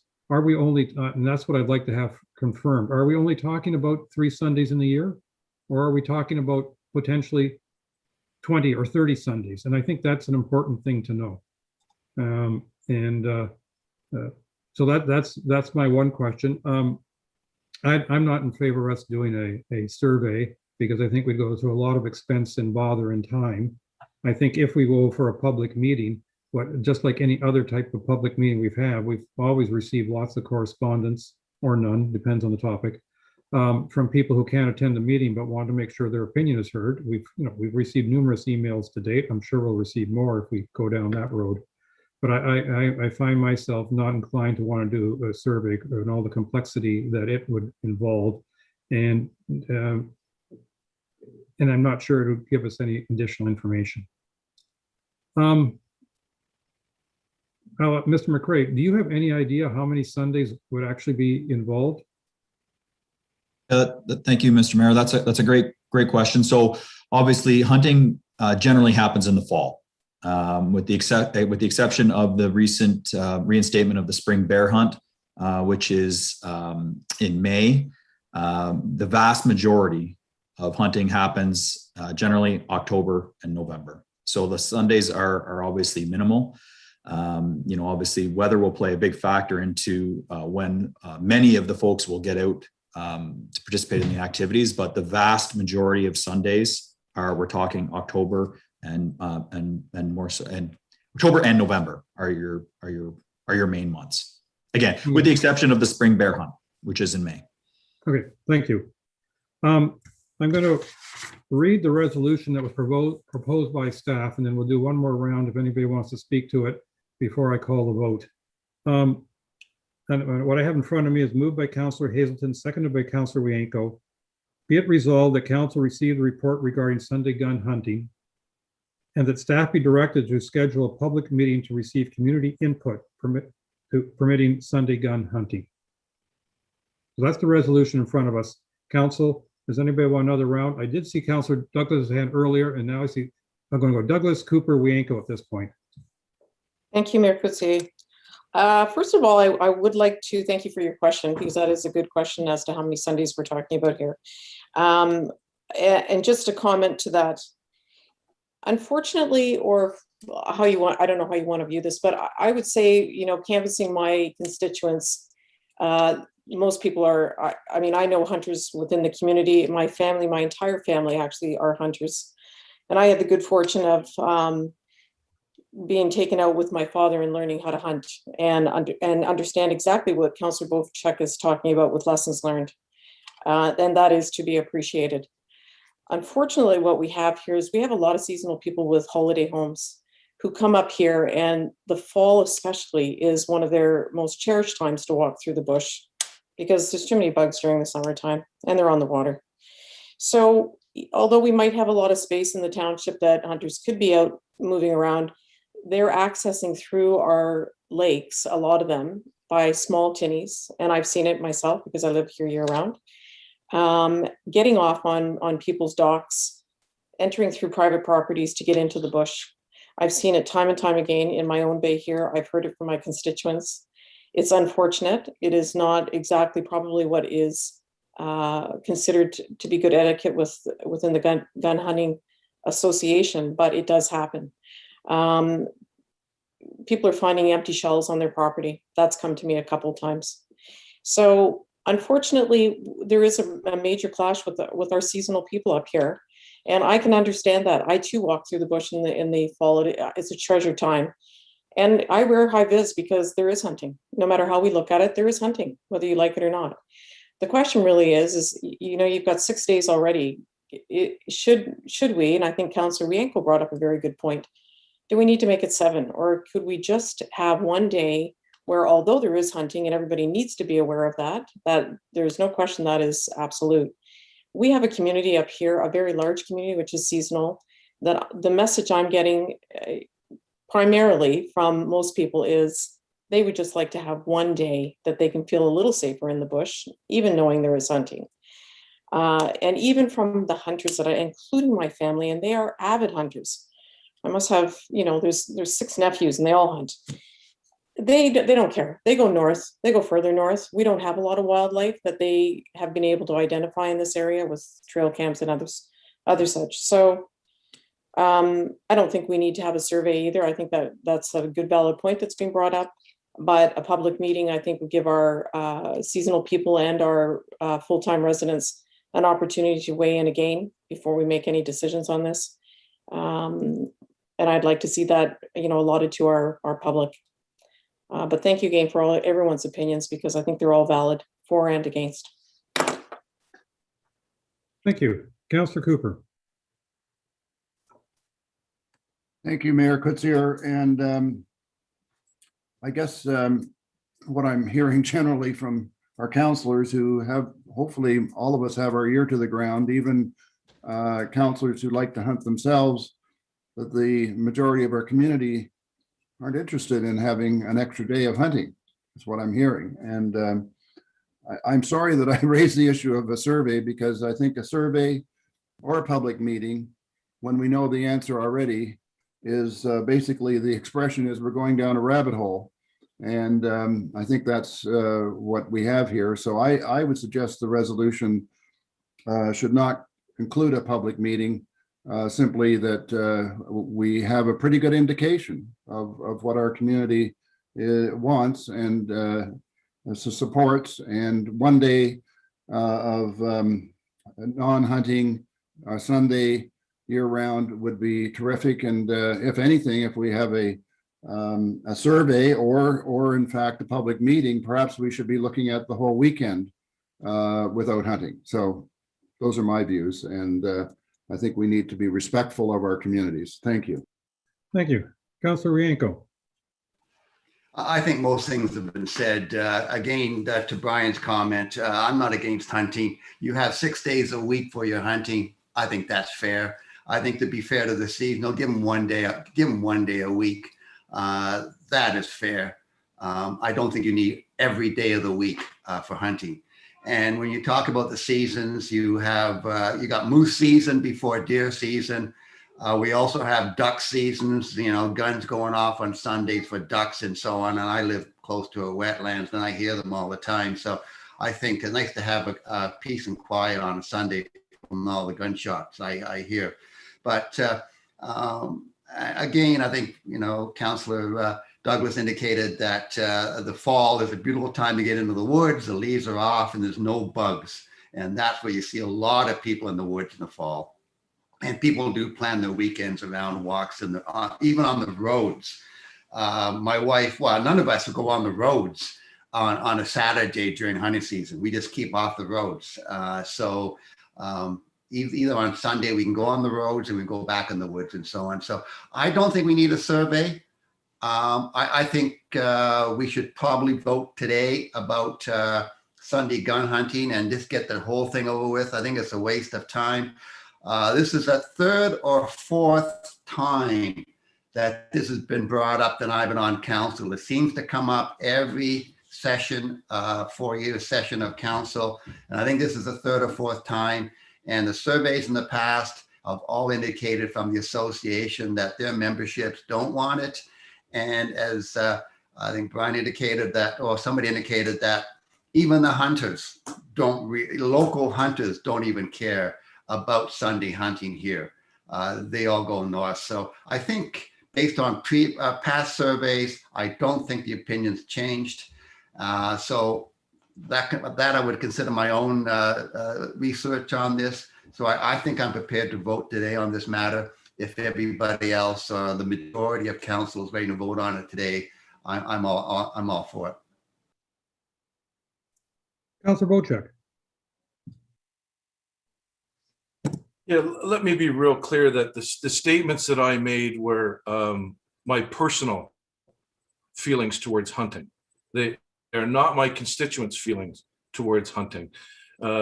It's almost a joke in this province of Ontario about Georgian Bay Township because they say, oh, the best place to go is the Riverside Hotel in Port Severn during hunting season because all the women are single, because all the men do leave this township. You don't go away hunting for one day, you go for 2 days. So if you can't hunt here on Sunday, then of course, everybody jumps in the car up to Manitoulin Island so they get the Friday night, the Saturday, and the Sunday hunt. That's why the hunters leave this area. It's because we can't hunt on Sundays. But I heard the message very loud and very clear from my constituents that they do not want Sunday hunting. They want the peace and the tranquility of walking through the bush without the high risk of encountering a hunter. My position as a member of this council is to represent the majority of my constituents. So all my personal feelings say, let's hunt on Sundays. My constituents do not want it. And my constituents are the same constituents as Paul Wienko's. And he knows we've gotten the emails over and over and over again. So I don't think there's a need for a survey. I don't think there's a need to have a public meeting. It's very evident here what this council feels about Sunday hunting. So this motion to bring this resolution to the floor, I think, can be dealt with today and not waste everyone else's time in the future. Okay, so what I'm hearing from 3 councilors and at least one head nod from a 4th is that we don't think it's worth having a public meeting, not a survey, but not even a public meeting. Clerk Way, you want to jump in on that part of the discussion? Yeah, I was just going to say that I think we can all see where the vote is going. Not that I'm going to predict where the vote is going. So yes, you just did. Two options would be the motion on the floor can be defeated, or the motion on the floor can be amended and the second section be removed, and it just simply, the motion is that the staff report be received, period. Okay. Do not permit it, you don't have to do anything. Okay. Council, the Councilor Hazelton, you were the mover. Do you want to make a friendly amendment to your own motion, so to speak? I would. I was disappointed that you'd missed my hand a few times before. Oh, I apologize. But yes, I would like to amend the motion to do as our Clerk Way has just suggested and just remove the second paragraph. So there's a do nothing situation. I think that based on what I'm hearing from other councilors, we can deal with this today. One other interesting data point that I think is also supportive, and I know this is somewhat piling on, but I spoke with a leader of the Métis community, and he told me that there was no appetite by the Métis to do Sunday gun hunting. There was no need for it, and he was very supportive of maintaining the current status. So sounds to me like we have the entire community in harmony, all saying no need for Sunday gun hunting. Councilor Wienko, you were the seconder on the motion. Would you be willing to have the second paragraph dropped from the motion? I would like a completely different motion saying that we don't support gun hunting. I like to make it quite clear to our residents that we voted again and again we have turned down the idea of Sunday hunting. I just, by ignoring it, I'm not that happy with it. If that's where the majority of council will go, I'll vote for it. But I'd rather have a very clear resolution saying we don't support it. And therefore, we can tell our members that we talked about it, we discussed it, and we reaffirmed that we do not want Sunday hunting. But what you're suggesting is just ignoring the issue. And I think I'd rather make a stronger statement than that. Clerk Way. We can't have motions in the negative, so we cannot have a motion that says we do not support something. We can only have motions that say we do support something, and then if we don't support it, we have to defeat that motion. Or could we Clear as mud? could we modify the motion to say that we support gun hunting only from Monday through Saturday, which is Or, yeah, support the current regulations. We support the current restriction on Sunday hunting. Can we say that? I would say regulations, not restrictions, personally, but I don't. So we received the report and we support the current regulations on hunting in Ontario, which precludes Sunday gun hunting unless this township opts out of that. So, Paul, are you comfortable with that, or? I like to make it a lot clearer than that. But we can't have a motion in the negative, so we can't. I understand. Well, we support our continuous. We support a continuous ban on Sunday hunting or something like that.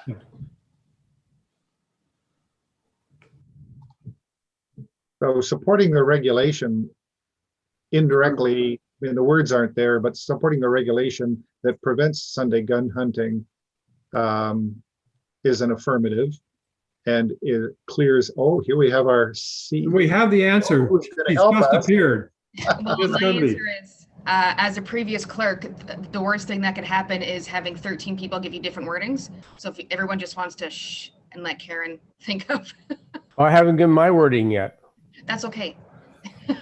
And all these counselors are speaking out of turn without asking the chair to recognize them. So we can just ignore what they're saying.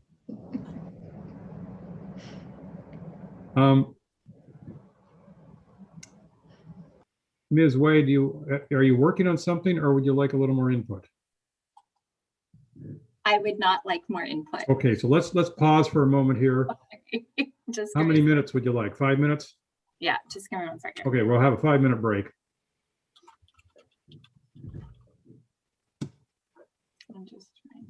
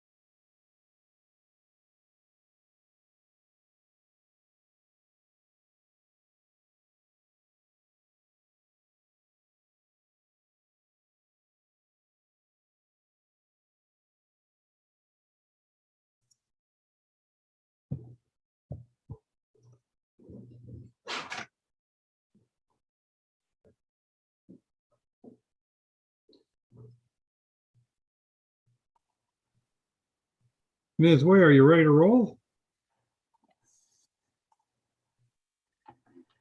So, and that council support the regulations under the Fish and Wildlife Conservation Act regarding OREG 665/98, section 661 regarding the Sunday gun hunting practices.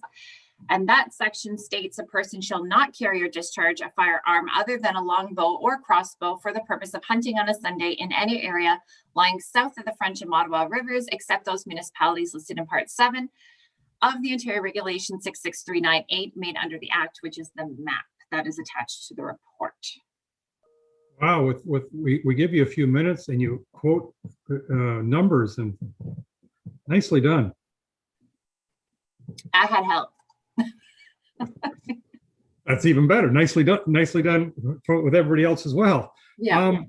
Okay, council, this is the resolution in front of us. It's moved by Councillor Hazelton, seconded by Councillor Wienko. Are you ready to vote? I see a thumbs up. I saw a nodding head. So, council, all those in favor? 1, 2, 3, 4. I think 1, 2, 3, 4, 5, 6, 7. Okay, that is definitely carried.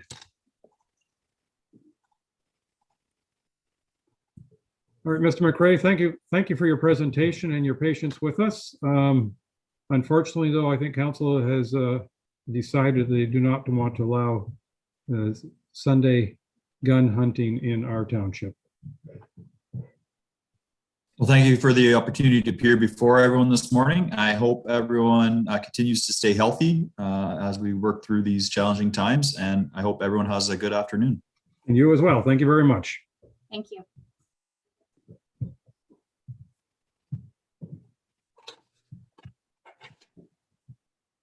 Okay, council, we have one more delegation this morning, and that is from Mr.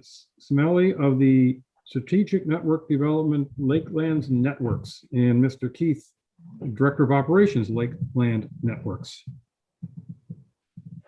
Good morning, Council and Mr. Mayor. Thank you for having us. I'm Neil Smelly. For those of you that don't know me, I work for Lakeland Networks, doing some network planning, and I have Dave Keith, our network director, with us. I've prepared a short PowerPoint presentation to sort of go over what our plans are and to just give you guys a bit of an update on Lakeland and where we are and what we're planning on doing. So with your permission, I'd like to share my screen. We're looking forward to it. Thank you.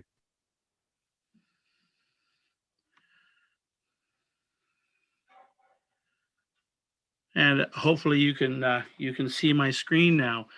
So Lakeland Networks is a locally based internet service provider. We're headquartered in Bracebridge. We're part of a group of companies that is municipally owned by the town of Bracebridge, town of Huntsville, township of Magnetawan, Berks Falls and Sunridge, and Perry Sound. We are a regional broadband service provider. When I say that, I mean that we have a commitment to Muskoka and serving Muskoka and Almaguin and Perry Sound. We have a very distinct service region that we're interested in, and we concentrate all of our efforts within that particular service region.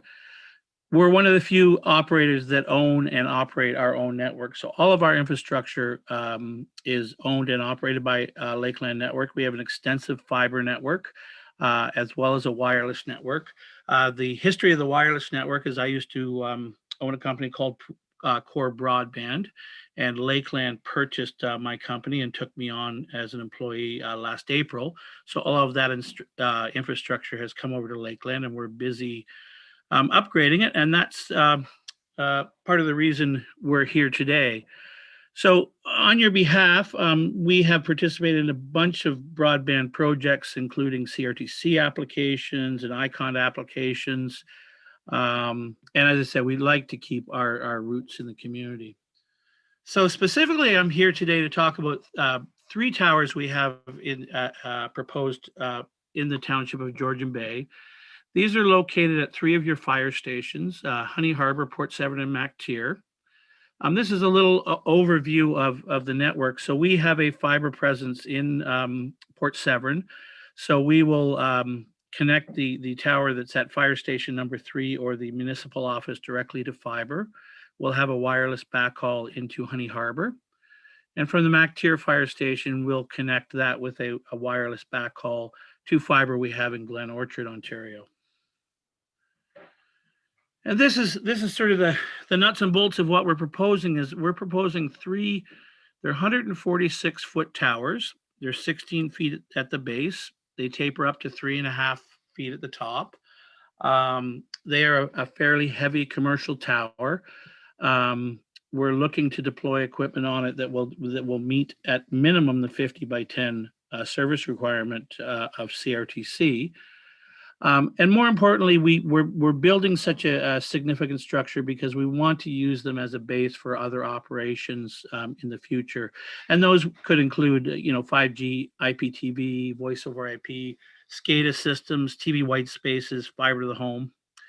And what we're here today to hopefully do is we'd like to enter a license agreement with the township and then sort of go over any other license requirements or any local requirements you might have of us.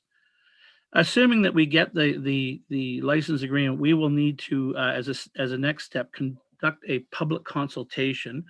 My understanding is the Township of Georgian Bay currently does not have a purpose-built tower policy, so that requires us to follow the default Industry Canada policy, which would be, in a nutshell, we have to put a ad in the local newspapers and conduct a consultation with at minimum people 3 times the distance of the tower location.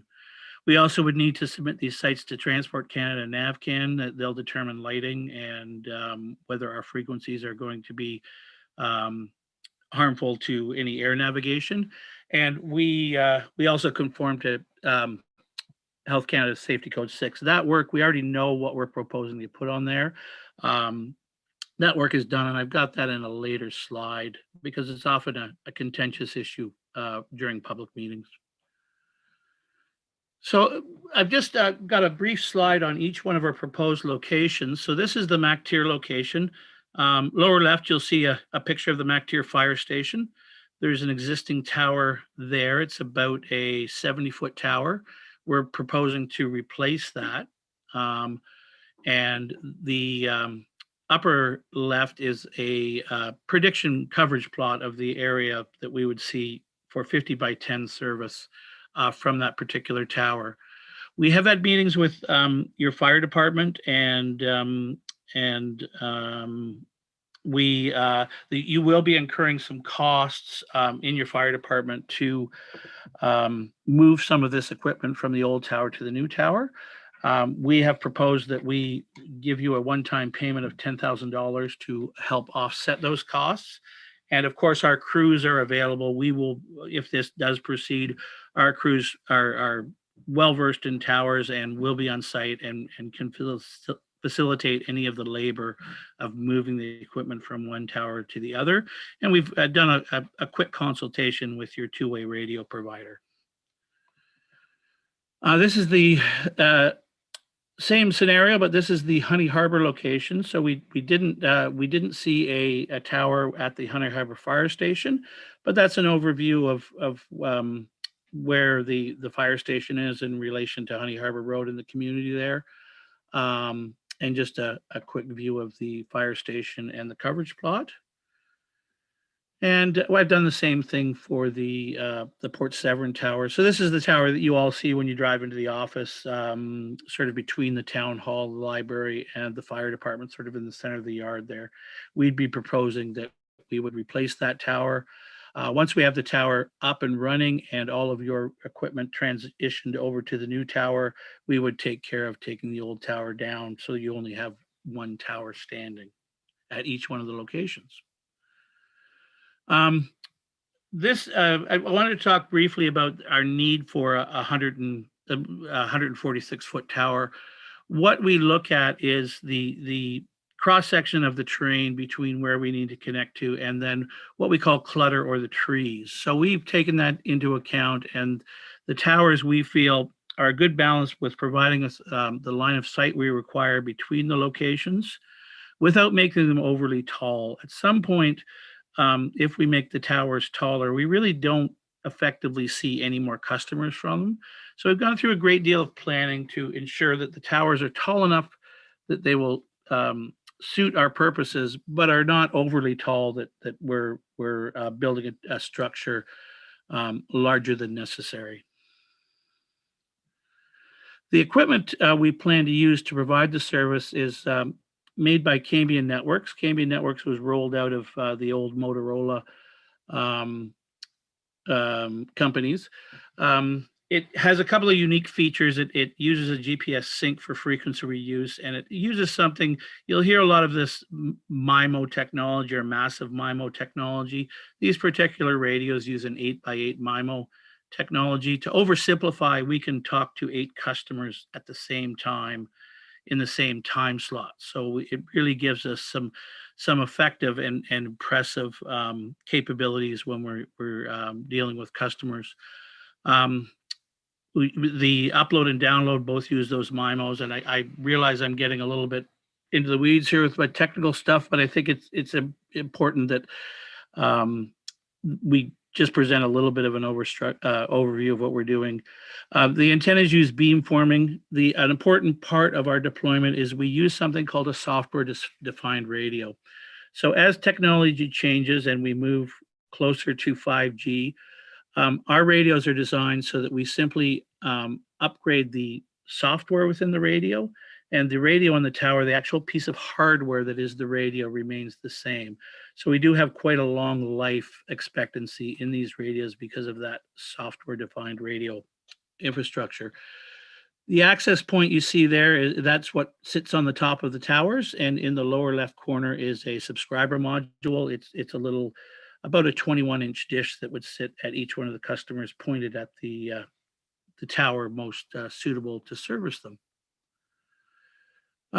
We've gone through, as part of the planning process that brought us here, we've gone through network design, and what we've done is we've looked at the backhauls. These are just a snapshot of some of the calculations that we make for our backhaul and for pass between a tower and a customer. And I think the important thing that we want to note here is that not all customers connect to the closest tower because of the terrain and whatnot. We do go to the effort of mapping all of the customers and making sure that they're connected to the tower that sees them the best, which is not always the closest one. And we've gone through an exercise to make sure that we're not overloading the towers. So we've made sure we have the appropriate number of access points and the capacity to serve the area well. This is, I mentioned before, our safety code 6 calculations. This is for a tower that we're constructing up in Lake of Bays, but it has a very similar configuration to what we're proposing to do in Georgian Bay. And you can see that we're a fraction of the requirements for safety code 6. I think it's important to note that, like, our radios that we're using, we're 4 watts at the radio that feeds into the antenna is our power, so very minimal power. As compared to cellular or AM or FM or television broadcasting. So we're a very, very low power output on the radios. And this is coming up to my final slide. We're just, we don't always get to council. It's been difficult with COVID, and we recognize how difficult council meetings have been. But Lakeland has been actively lobbying governments to help fill the digital divide we all experience here in Muskoka. We have applied for funding opportunities with the CRTC Broadband Fund, ISED's Universal Broadband Fund, and the Rapid Response Program, the ICON program, and SenGen. So Lakeland actively does that. Oftentimes it's in the background. We recognize we don't do a great job in communicating that to council, but we are here working on your behalf, trying to take advantage of any funding opportunities that present themselves. And we also deploy our own capital wherever we can make a business case. So I think council is probably used to a lot of companies that appear out of the woodwork during funding season, which has been fairly lengthy with all the government programs. Lakeland is here. We do recognize there are areas that we require funding to make a business case to build a broadband system, and there are others that we can do with our own money.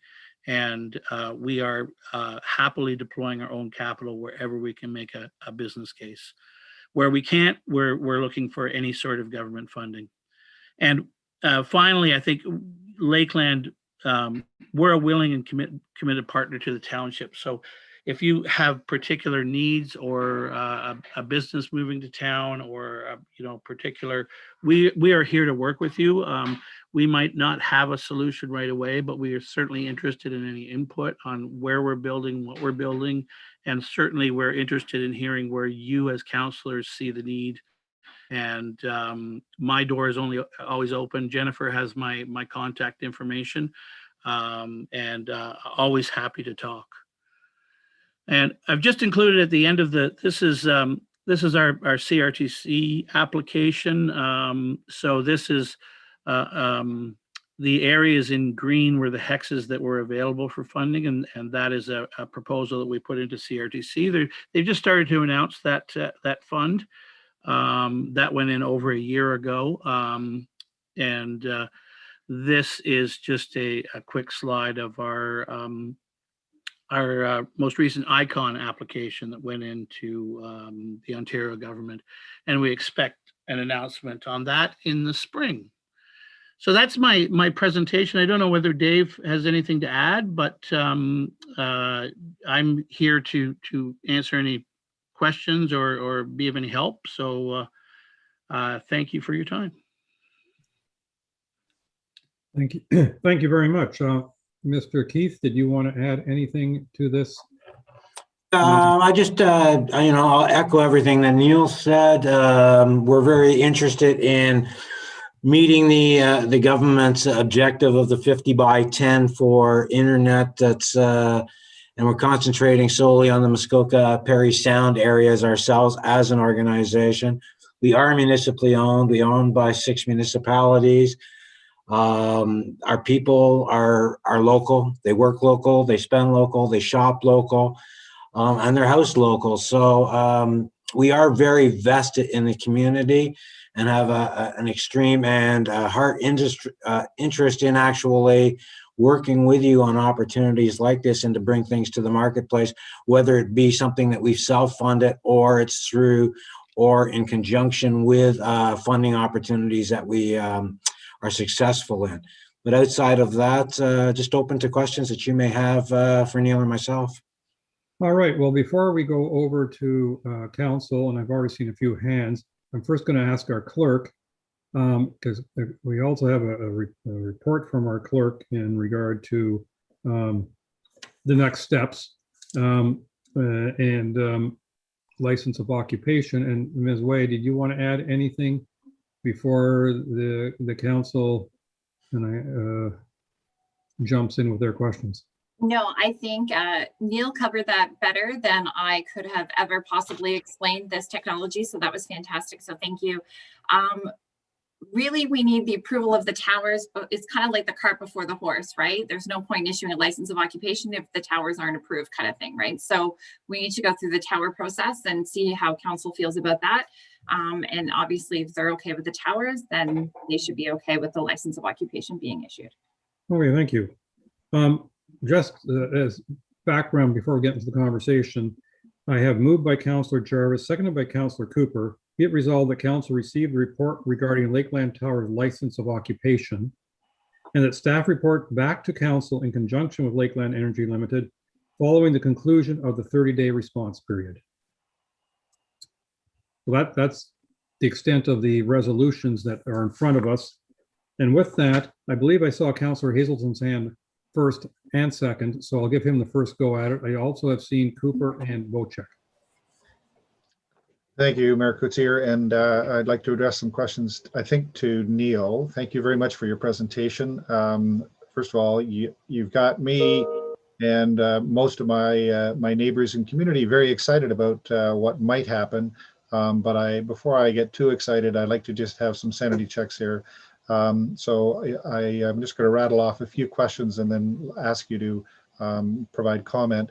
So the first thing is, this is, as I say, it's very exciting, and it would be interesting to know what a target date of availability might be, given the approvals that you're seeking today. Secondly, one of your slides showed I think a client dish that you talked about, and I'm going to assume that this technology is point-to-point line of sight. So any dish that somebody might have needs to have line of sight viewing to your tower.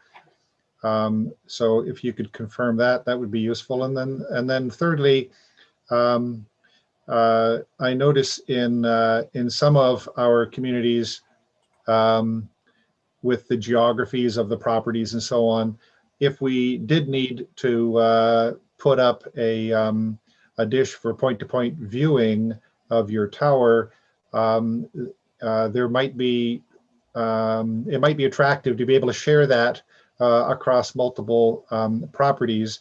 So I'm wondering if you could also help us understand, assuming point-to-point is the technology, once it hits the client dish, what technology is then available for the resident? Does it have to come out of that using like Cat5 or Cat6 or fiber or something?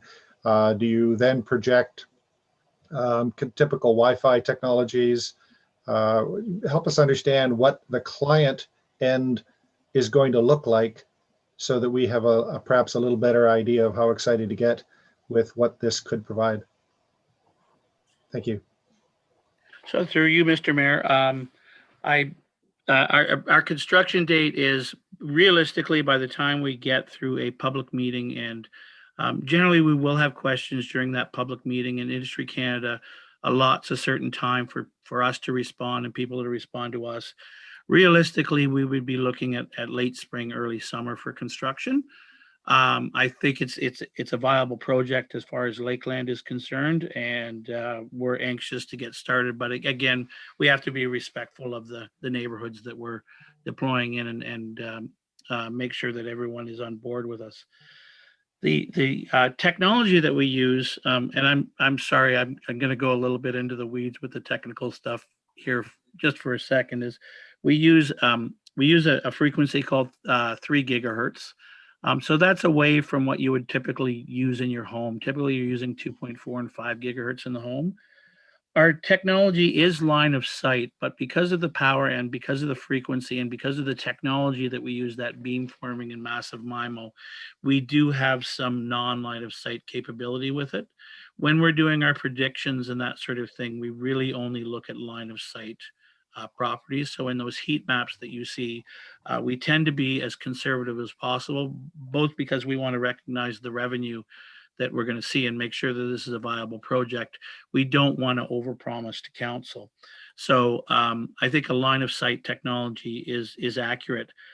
The other technology that we use is we will have, generally speaking, we will have 4 access points on the top of these towers, all operating in this 3 gigahertz zone. Those each one of those access points is capable of communicating with up to 238 subscribers at the same time. So it is what we call a point to multi-point solution. So those access points talk to multiple subscribers.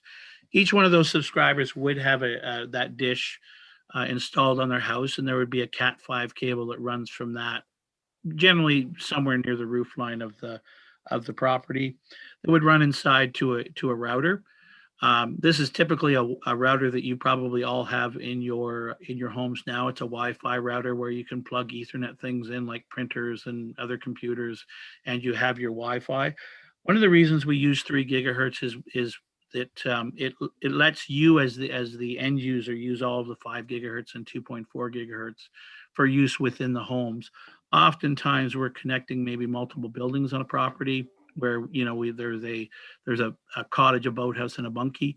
So all of that we can do. It's outside of the scope of what we do as a standard install, but it's certainly doable. We can connect to an existing customer router, or we do have a very nice managed router service offering in our portfolio of services where we can help end users manage those Wi-Fi. So if you forget your password, you can call the office and we can reset it or let you know what it is. We're also finding that sort of everything that we're buying lately seems to be connected to the internet, and it's becoming more and more complicated. I just bought some heaters and they connect to the internet. I have a scale in the bathroom that connects to the internet and reports my bad eating habits. So, you know, as we get in deeper into the home with all of these connected things or the internet of things, that managed router service is certainly really valuable. We can help you with connecting those things and make sure they're operating. And as far as sharing across properties, so that's something that we generally do not do. The radio speaks to a particular property. Now we can extend the service from multiple buildings on that property, but sharing of that is generally something we don't support. Now, where we can get into, if there's particular pockets of population, oftentimes in an area that we're shadowed, say a deep bay, we can start to construct what we call micropops. And those are smaller installations, maybe on a telephone pole structure that would service a particular neighborhood. So that's how we deal with those sort of pockets of population that may be on the fringes of our coverage. Hopefully I've covered that for you, but if not, happy to speak again. I just wanted to add to Neil's where he said there'd be 4 sectors up on the tower, on each tower. That's because each sector covers 90 degrees, so that allows the 360-degree coverage off of the tower. All right, thank you. Councillor Cooper, followed by Councillor Bochek. Thank you, gentlemen, for your presentation, and thank you, Mayor. I hope this won't be 20 questions, but it might be close.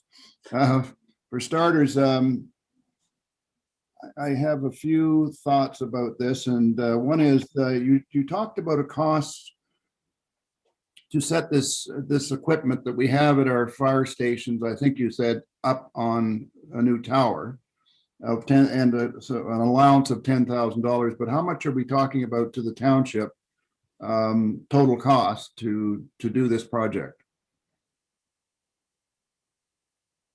That's question one. So I can address that. So the $10,000, we had a meeting with the fire chief and with the two-way radio systems. We have a significant work to do at Port Severn. There's quite a bit of equipment there, and lesser work to do at the MacTier station. And I don't believe there's any work for us to do at Honey Harbor. The $10,000 came from I believe that your two-way radio communications has talked to our COO, Vince Kelchucky, and floated that number as being sort of the hard costs for moving things. And in addition to that, we're willing to take on the labor of actually moving the equipment. So the physical moving of the radios and cables and that sort of thing in order to keep those costs down. So are you saying there's no cost to the township or not? I'm just trying to get to a bottom line on what council needs to be considering on that particular point, but they've got many more. Thanks. Pete Van Dam. So Councillor Cooper, just to help with that. So once I was made aware of this proposal that Lakeland was doing, I contacted our radio service provider. He has gone through the proposal made by Neil and Lakeland. Had a conversation. We've had 2 meetings with Lakeland on it, and our radio provider has made an estimate of $16,000 would be a fire department cost to move our equipment to their towers, running new cables for that. So the existing cables that are on that tower will no longer be able to be used because the tower will be larger. So with the new cable upgrades and so forth, he predicted $16,000, and Lakelands made a proposal that they would pay 10,000 of that and also help us with the cost of rigging the towers with that. So we would save on that cost then as well. Thank you very much for the clarification. So it's a very modest difference.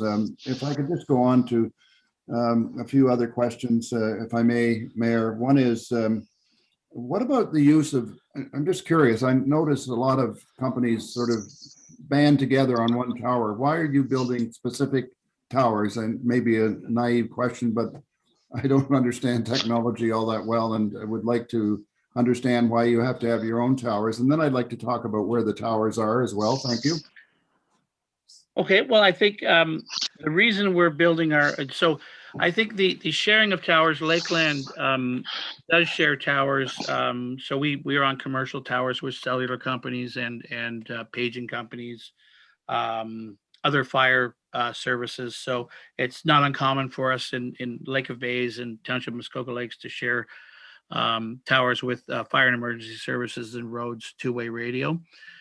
We unfortunately, Lakeland, even, you know, we're a goodly sized company, but we are only useful to the cell companies when they have a use for something that we own and control, and then they're our best friends. But certainly sharing infrastructure on existing cellular things is not something that has been afforded to us. And when it is, simply the engineering costs to get on these towers rival the cost of us building our own infrastructure. So it's just, there seems to be a bit of a old boys club network in the cellular world that we're not a part of. So we certainly do work with other wireless companies, other two-way radios. We are co-located on some towers.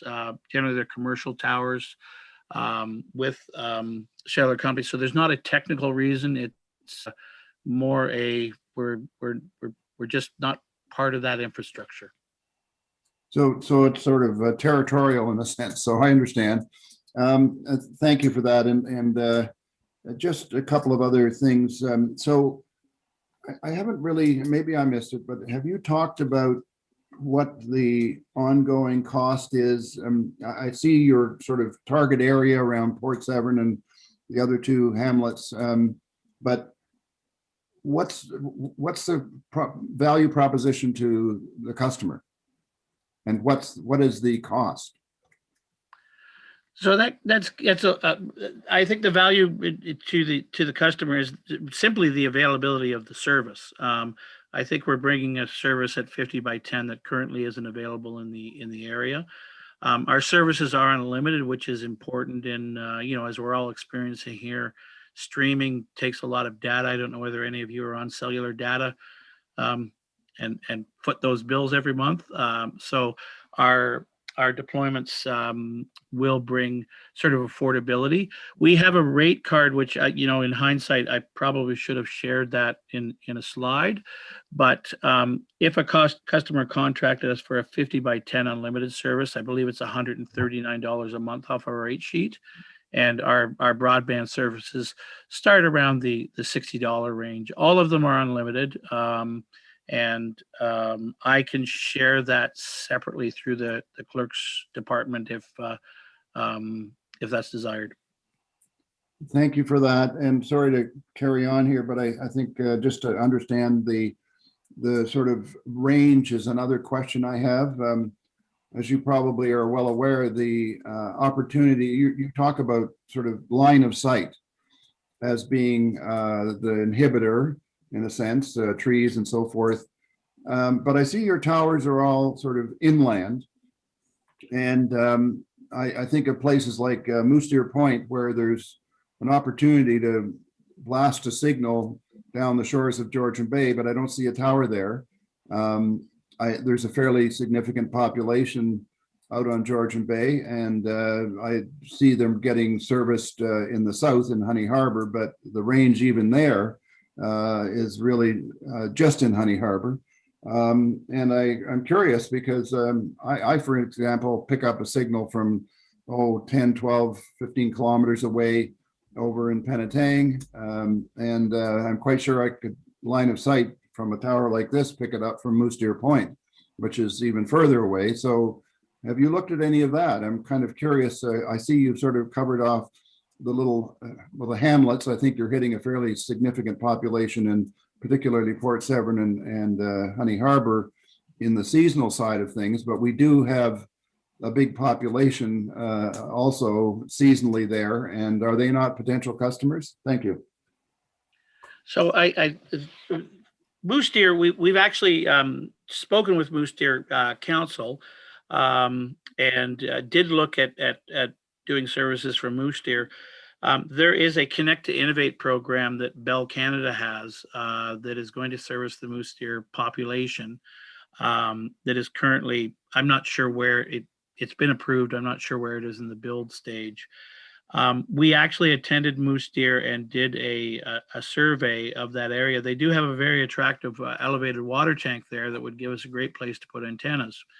But when we looked at the community, there's an ExploreNet tower offering 25 by 5 services very nearby. And there's also a company that we work with called Indigenet out of Wata First Nations that has services on Moose Deer. So I think, you know, given the current state of broadband, we look for places that may be more greenfield than what we saw in Moose Deer. The other challenge that we have is you know, the big water of Georgian Bay to build infrastructure out into those water only access areas.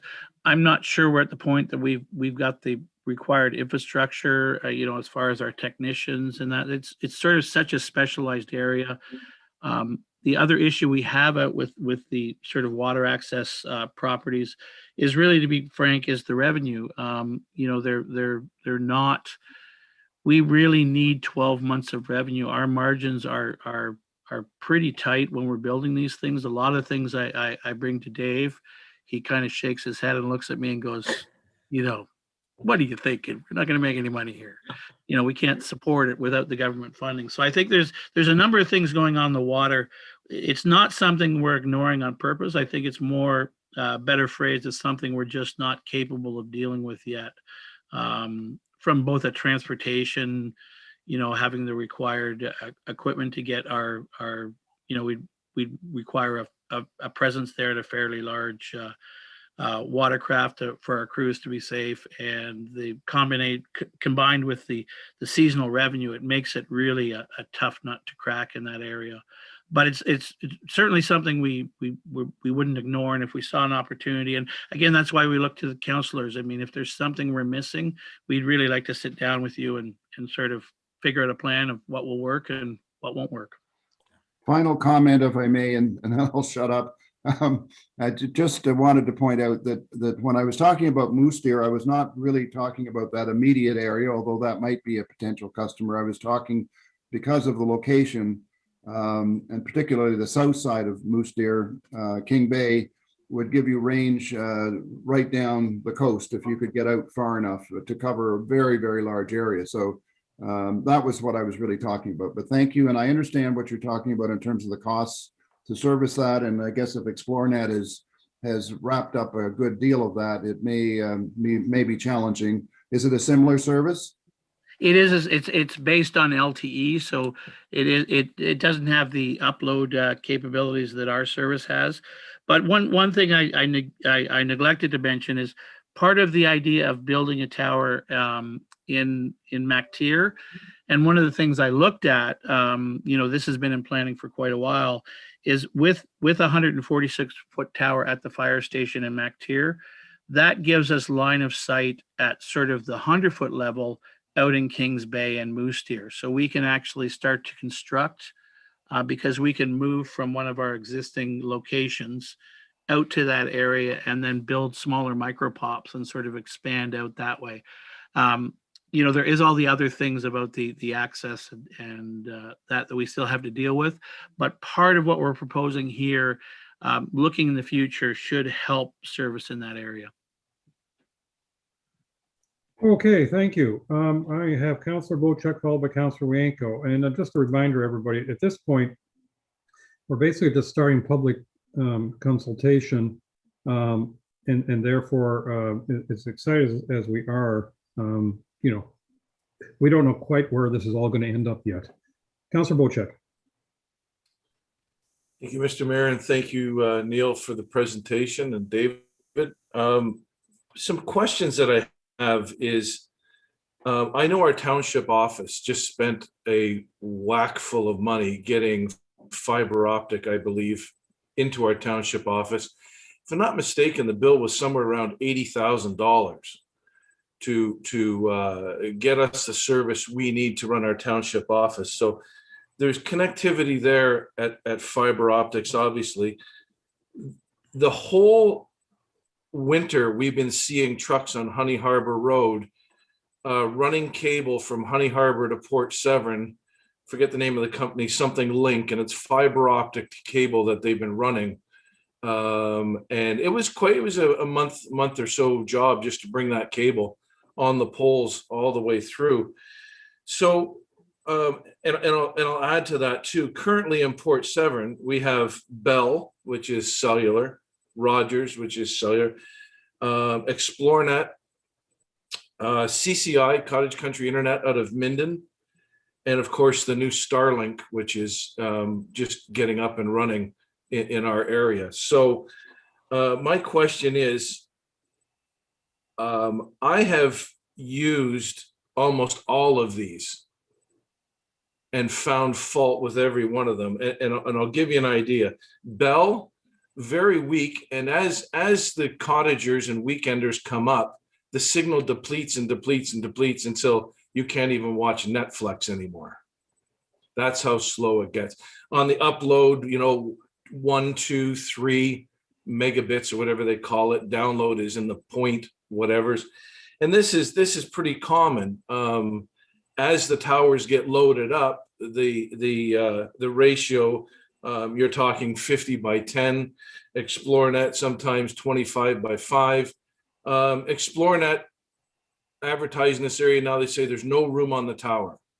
The tower's full, can't add anybody else. Bell, the service is so bad, reason being there's too many people on the tower.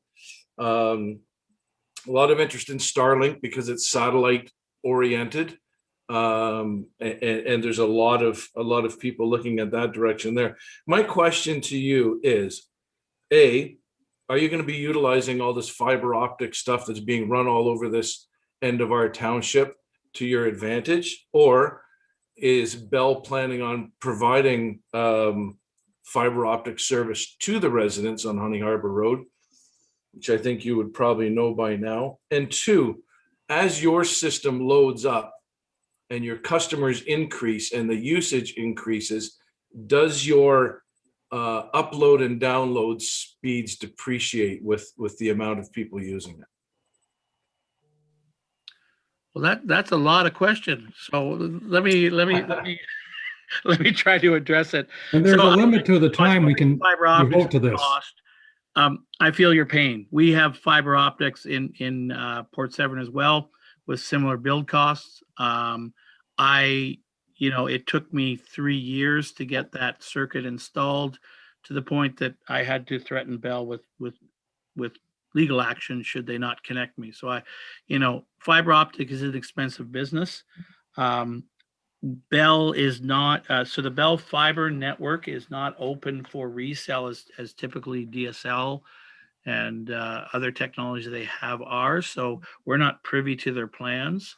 What we've seen in the past is Bell generally runs fiber optic to a location of interest. So for instance, they would run their fiber optic cable to the Georgian Bay Township office, but they would not pick up any customers along the route. So the pole, you hear so many stories these days of fiber optics is just outside my door, but I can't connect to it. So they're kind of two different fiber optic networks that these companies, including Lakeland, builds. There's transport networks, which I think is what they're building in Honey Harbor, where they're trying to get to a certain location. And then there's distribution networks or GPON networks where they actually connect customers along the way. So I don't have any inside information on what Bell is doing, nor if I called them, would they share that with me. As we do recognize we have competitors like Bell and ExploreNet and CCI. We are aware of ExploreNet's sort of capacity issues.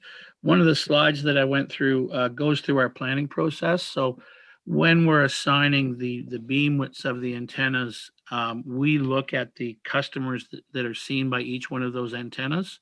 It would be sort of from a planning point of view, we don't expect to get every customer that is in that. So through our past experience, we kind of look for a pickup rate and make sure our equipment is capable of servicing all of those customers without any service degradation. So part of that is the equipment we use. It's a fairly sophisticated system using things like massive MIMO and beamforming that helps with customer experience. And the tower, another reason for the not so much the size of the tower, but the strength of the steel in the tower, is that if we do get into a capacity issue, we can add another layer of service below it. So if we, as an example, if we have a capacity issue to the west of a tower, we can do a couple of things. We can sectorize that particular antenna. So if we're using a 90-degree antenna, we can go 245s and double our capacity, or we can look at putting a new technology on there. And again, moving some customers or moving new customers onto that new technology. So I think we've covered that in our design. And I'll bet you that I'm driving down to Honey Harbor pretty soon from the look on Dave's face to kind of look and see what Bell's doing and see if we can figure out what's going on down there. Hopefully that answered your question. Thank you. The only part that didn't get really answered is the stability of the 50 by 10 as your system reaches its occupancy. You say there's no degradation to the system, to the speeds? Correct. So part of that is the massive MIMO and beamforming that we use. Correct. So if you consider our antennas, a typical antenna that we deployed, say, a year ago, had that one antenna serviced a user. So again, it's going to get a little technical. We use something called time division. I'm going to cut you off there. Sure. We, council, we're not making an approval decision here. This is simply for information. And I want to remind you that we have a COW meeting scheduled to start at 1 o'clock, and we're going to have a lunch break beforehand. So I think, we've got quite a bit into the weeds. We got a few more counselors who want to ask a couple of questions. I'm going to allow them to do that, but we got to keep this thing moving on so that people can have a lunch break before this afternoon's meetings. So with that, the answer I've heard to Councillor Bocek's last question is you believe you have the equipment to make sure service doesn't degrade when you actually get a full load on your antenna. Correct. Councillor Yanko. Oh, and one other thing, Councillor Bocek suggested it cost $80,000 to get the fiber into our township hall. I've been advised it was actually $10,000. Councillor Yanko. Just a simple question. Obviously, this system is going to be improve the services in the 3 hamlets. From the tower in Port Severn, how far north do you think you can reach customers? And from MacTier, how far south can you reach new customers? Say I'm in between the two of them, so I doubt if you can reach me. But how far north can you go, and how far south can you go? When we do our prediction plots, we plot out to 10 kilometer radius. Our equipment is capable of doing 20 miles, but we only plot out to 10 kilometers. I think we would be looking at these towers to anchor smaller towers as we sort of move up that Highway 400 corridor to places like 6 Mile Lake and Crooked Bay, and as we sort of move up that corridor, we'd use these as a base of operations to build smaller towers to infill those gaps that are further out from us. And just one last, so is that planned in the future? That there is no, I have not brought that forward as part of a capital plan to Lakeland. It is in what we've discussed sort of overall as a strategy for Township of Lake Bays. The first step, though, is to get these anchor institutions in so that we have a good base to build from. Okay, thank you. Councillor Douglas, followed by Councillor Jarvis. Thank you. Thank you for your presentation. So I just have a question about the existing 3 towers that you showed us pictures of earlier. Do those 3 towers that are existing have lights on them at the moment? I don't believe MacTier does. I don't believe Port Severn does. So one of the things that we have to do is we have to consult with Industry Canada, or sorry, with Transport Canada, as far as marking and lighting. The requirement, the actual requirement is anything above, I believe it's 90 meters. It's in our, the actual rules are in our consultation package about lighting. So Transport Canada is rather, there are situations where we have to apply to Transport Canada for lighting requirements. And there's other situations where there's a high likelihood they may require lighting. So I think 2 of the towers, the one in MacTier because of its proximity to the train track, and the one in Port Severn because of its proximity to the highway, there's a fairly high likelihood we are going to require a single obstruction light on the top. We would use some night sky lighting to make sure that doesn't shine down, but shines up to where it needs to go. That's sort of my honest assessment of what the lighting is Okay. requirements will be. Great, thank you. I think that answers it. Yeah, the question. It'll be a Transport Canada thing, and I'm sure that'll get sorted out with the consultation. I have one other question. The towers that you have in MacTier at the moment, we have business people on High Street that are not getting high enough speed to even run some of their credit card paying machines and so on. I'm not sure why that is with the existing towers that you have there already. Is this going to change that? Because it's really critical for the business people. Yeah, absolutely. That's why MacTier is a high value target for us. Right now, we're on the district water tower at MacTier with a very limited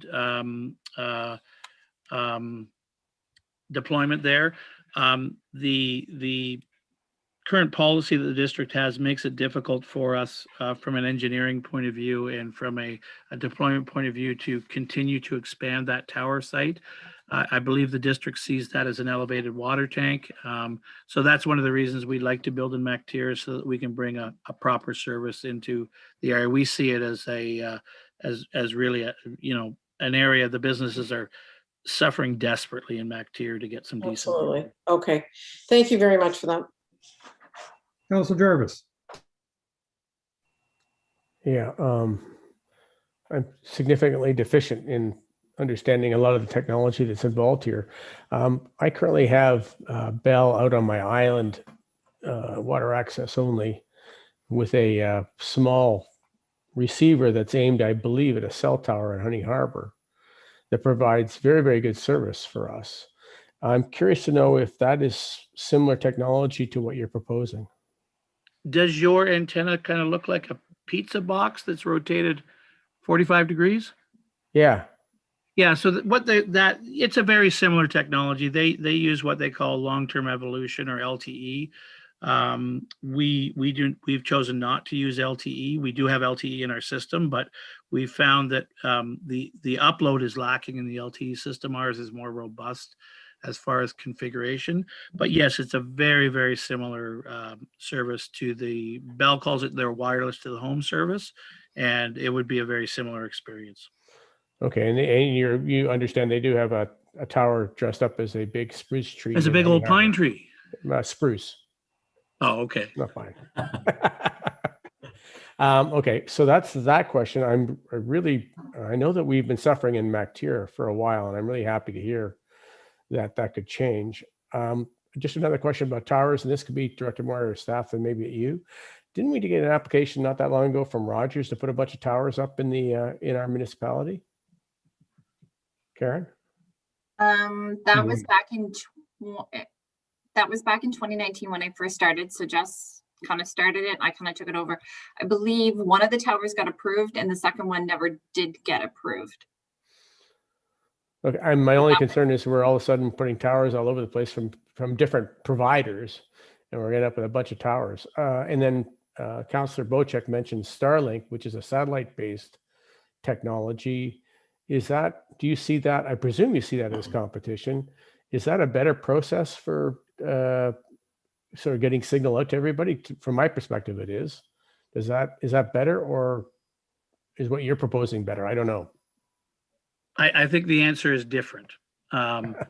So the Starlink is a new technology. It's a fascinating technology. They're using low Earth orbit satellites to provide broadband. It's in its infancy. It's in a beta test now, and from all accounts we've heard, it's working fairly well. We believe that ultimately wireless, fixed wireless is a better solution, a more stable solution from a weather point of view and from a technology point of view. So that's, again, what we're trying to establish in the communities. And then from there, start to roll out things. If we use this as what we call a pop site or a point of presence in these communities, start to look at, say, MacTier, looking at running fiber to the businesses with that tower as a base. I think it's a lot more future-proof than the satellite, but Starlink is certainly making a buzz, and it's a fascinating technology. Thank you. I'll just add to that very quickly that Starlink's aim is not to enter into that market where a wireless broadband provider or a fiber provider that can be where they can hit 300, 350 households upwards, what it may be. They're very much designing their platform for the edge of the network, the extreme remote areas, because once they do hit capacity with the low orbit satellites, they will be very limited on the speeds and the number of people they can service across the world, and specifically in North America on their platforms that they've designed. And the costs are another thing that are people looking at. Not everybody's got I think it's about $860 is your initial cash layout, and then $129 a month plus tax over and above that for ongoing. Definitely respect competition, but we will cross marketplace in the areas that we will be. But Starlink they're competitive to be respected, but they are aiming for that very edge of market customer. Thank you. All right, thank you. I just have I have one question, and I want to just make, I'm surprised this hasn't come up yet. The towers you're proposing, are they not twice the height of what currently exists at those two fire stations, MacTier and Port Severn? What's at Port Severn, I believe, is 100 feet, and we're at 146 feet. What we're proposing is significantly heavier steel in the tower, significantly larger base. Again, part of this is for future capacity, so that we don't have to come back to you in 2 or 3 years saying we need to add more radios, or the technology as 5G rolls around. We expect as 5G radios roll around, those will become larger and more powerful. Just that's the way the technology is heading. So we're trying to future-proof our builds as much as possible. What we did look at is the height and make sure it's not any higher than we need. Yeah. I just wanted to make sure council appreciated that these towers are significantly higher than anything else that's ever been built in our township in our lives. I think that's just important to understand that, and that's not a for or against statement. It's just an awareness statement. The other thing, and it's just me making a smart ass remark, but you referred to trees as clutter. We refer to them as natural assets and extremely important to our township. And I just couldn't help but make that observation. I know you weren't telling us to cut them all down, but I don't like to think of trees as clutter. Unfortunately, clutter is the technical term, and it could include a building if we were in an urban area. Okay, a high rise would have clutter. Yeah. What I would like to do is actually shut this meeting down for an hour. Give everybody, we didn't take a break, and I'm sure more than one of you probably are like me and thinking, a washroom visit might be overdue. So with that, what we have in front of us is a resolution, and I'm going to read that. But first, before I do that, I say thank you very much to our guests. I greatly appreciate you taking the time. I know we could probably go on for another hour or two, but unfortunately, you have a grumpy mayor who's not going to allow it. But there may be future opportunities after we have some public consultation and all as this goes forward. So thank you very much. Greatly appreciate it. Thank you for your time. And I have in front of me, moved by Councillor Jarvis, seconded by Councillor Cooper. Be it resolved that council received the report regarding Lakeland Towers license of occupation, and that staff report back to council in conjunction with Lakeland Energy Limited following the conclusion of the 30-day response period. All those in favor? And that is carried. Okay, and then somewhere along here I have, Page 43. that's what I got, believe it or not. Be it resolved, moved by Councillor Hazelton, seconded by Councillor Wienko, be it resolved that council adopts bylaw 2021-015 to confirm the proceedings of the March 8th and 9th, 2021 council meeting. All those in favor? And that is carried. Moved by Councillor Jarvis, second by Councillor Bocheck, be it resolved that council does now adjourn at 12:03 p.m. until Wednesday, March 24th, 2021 at 9 o'clock or the call of the chair. All those in favor? And that is carried.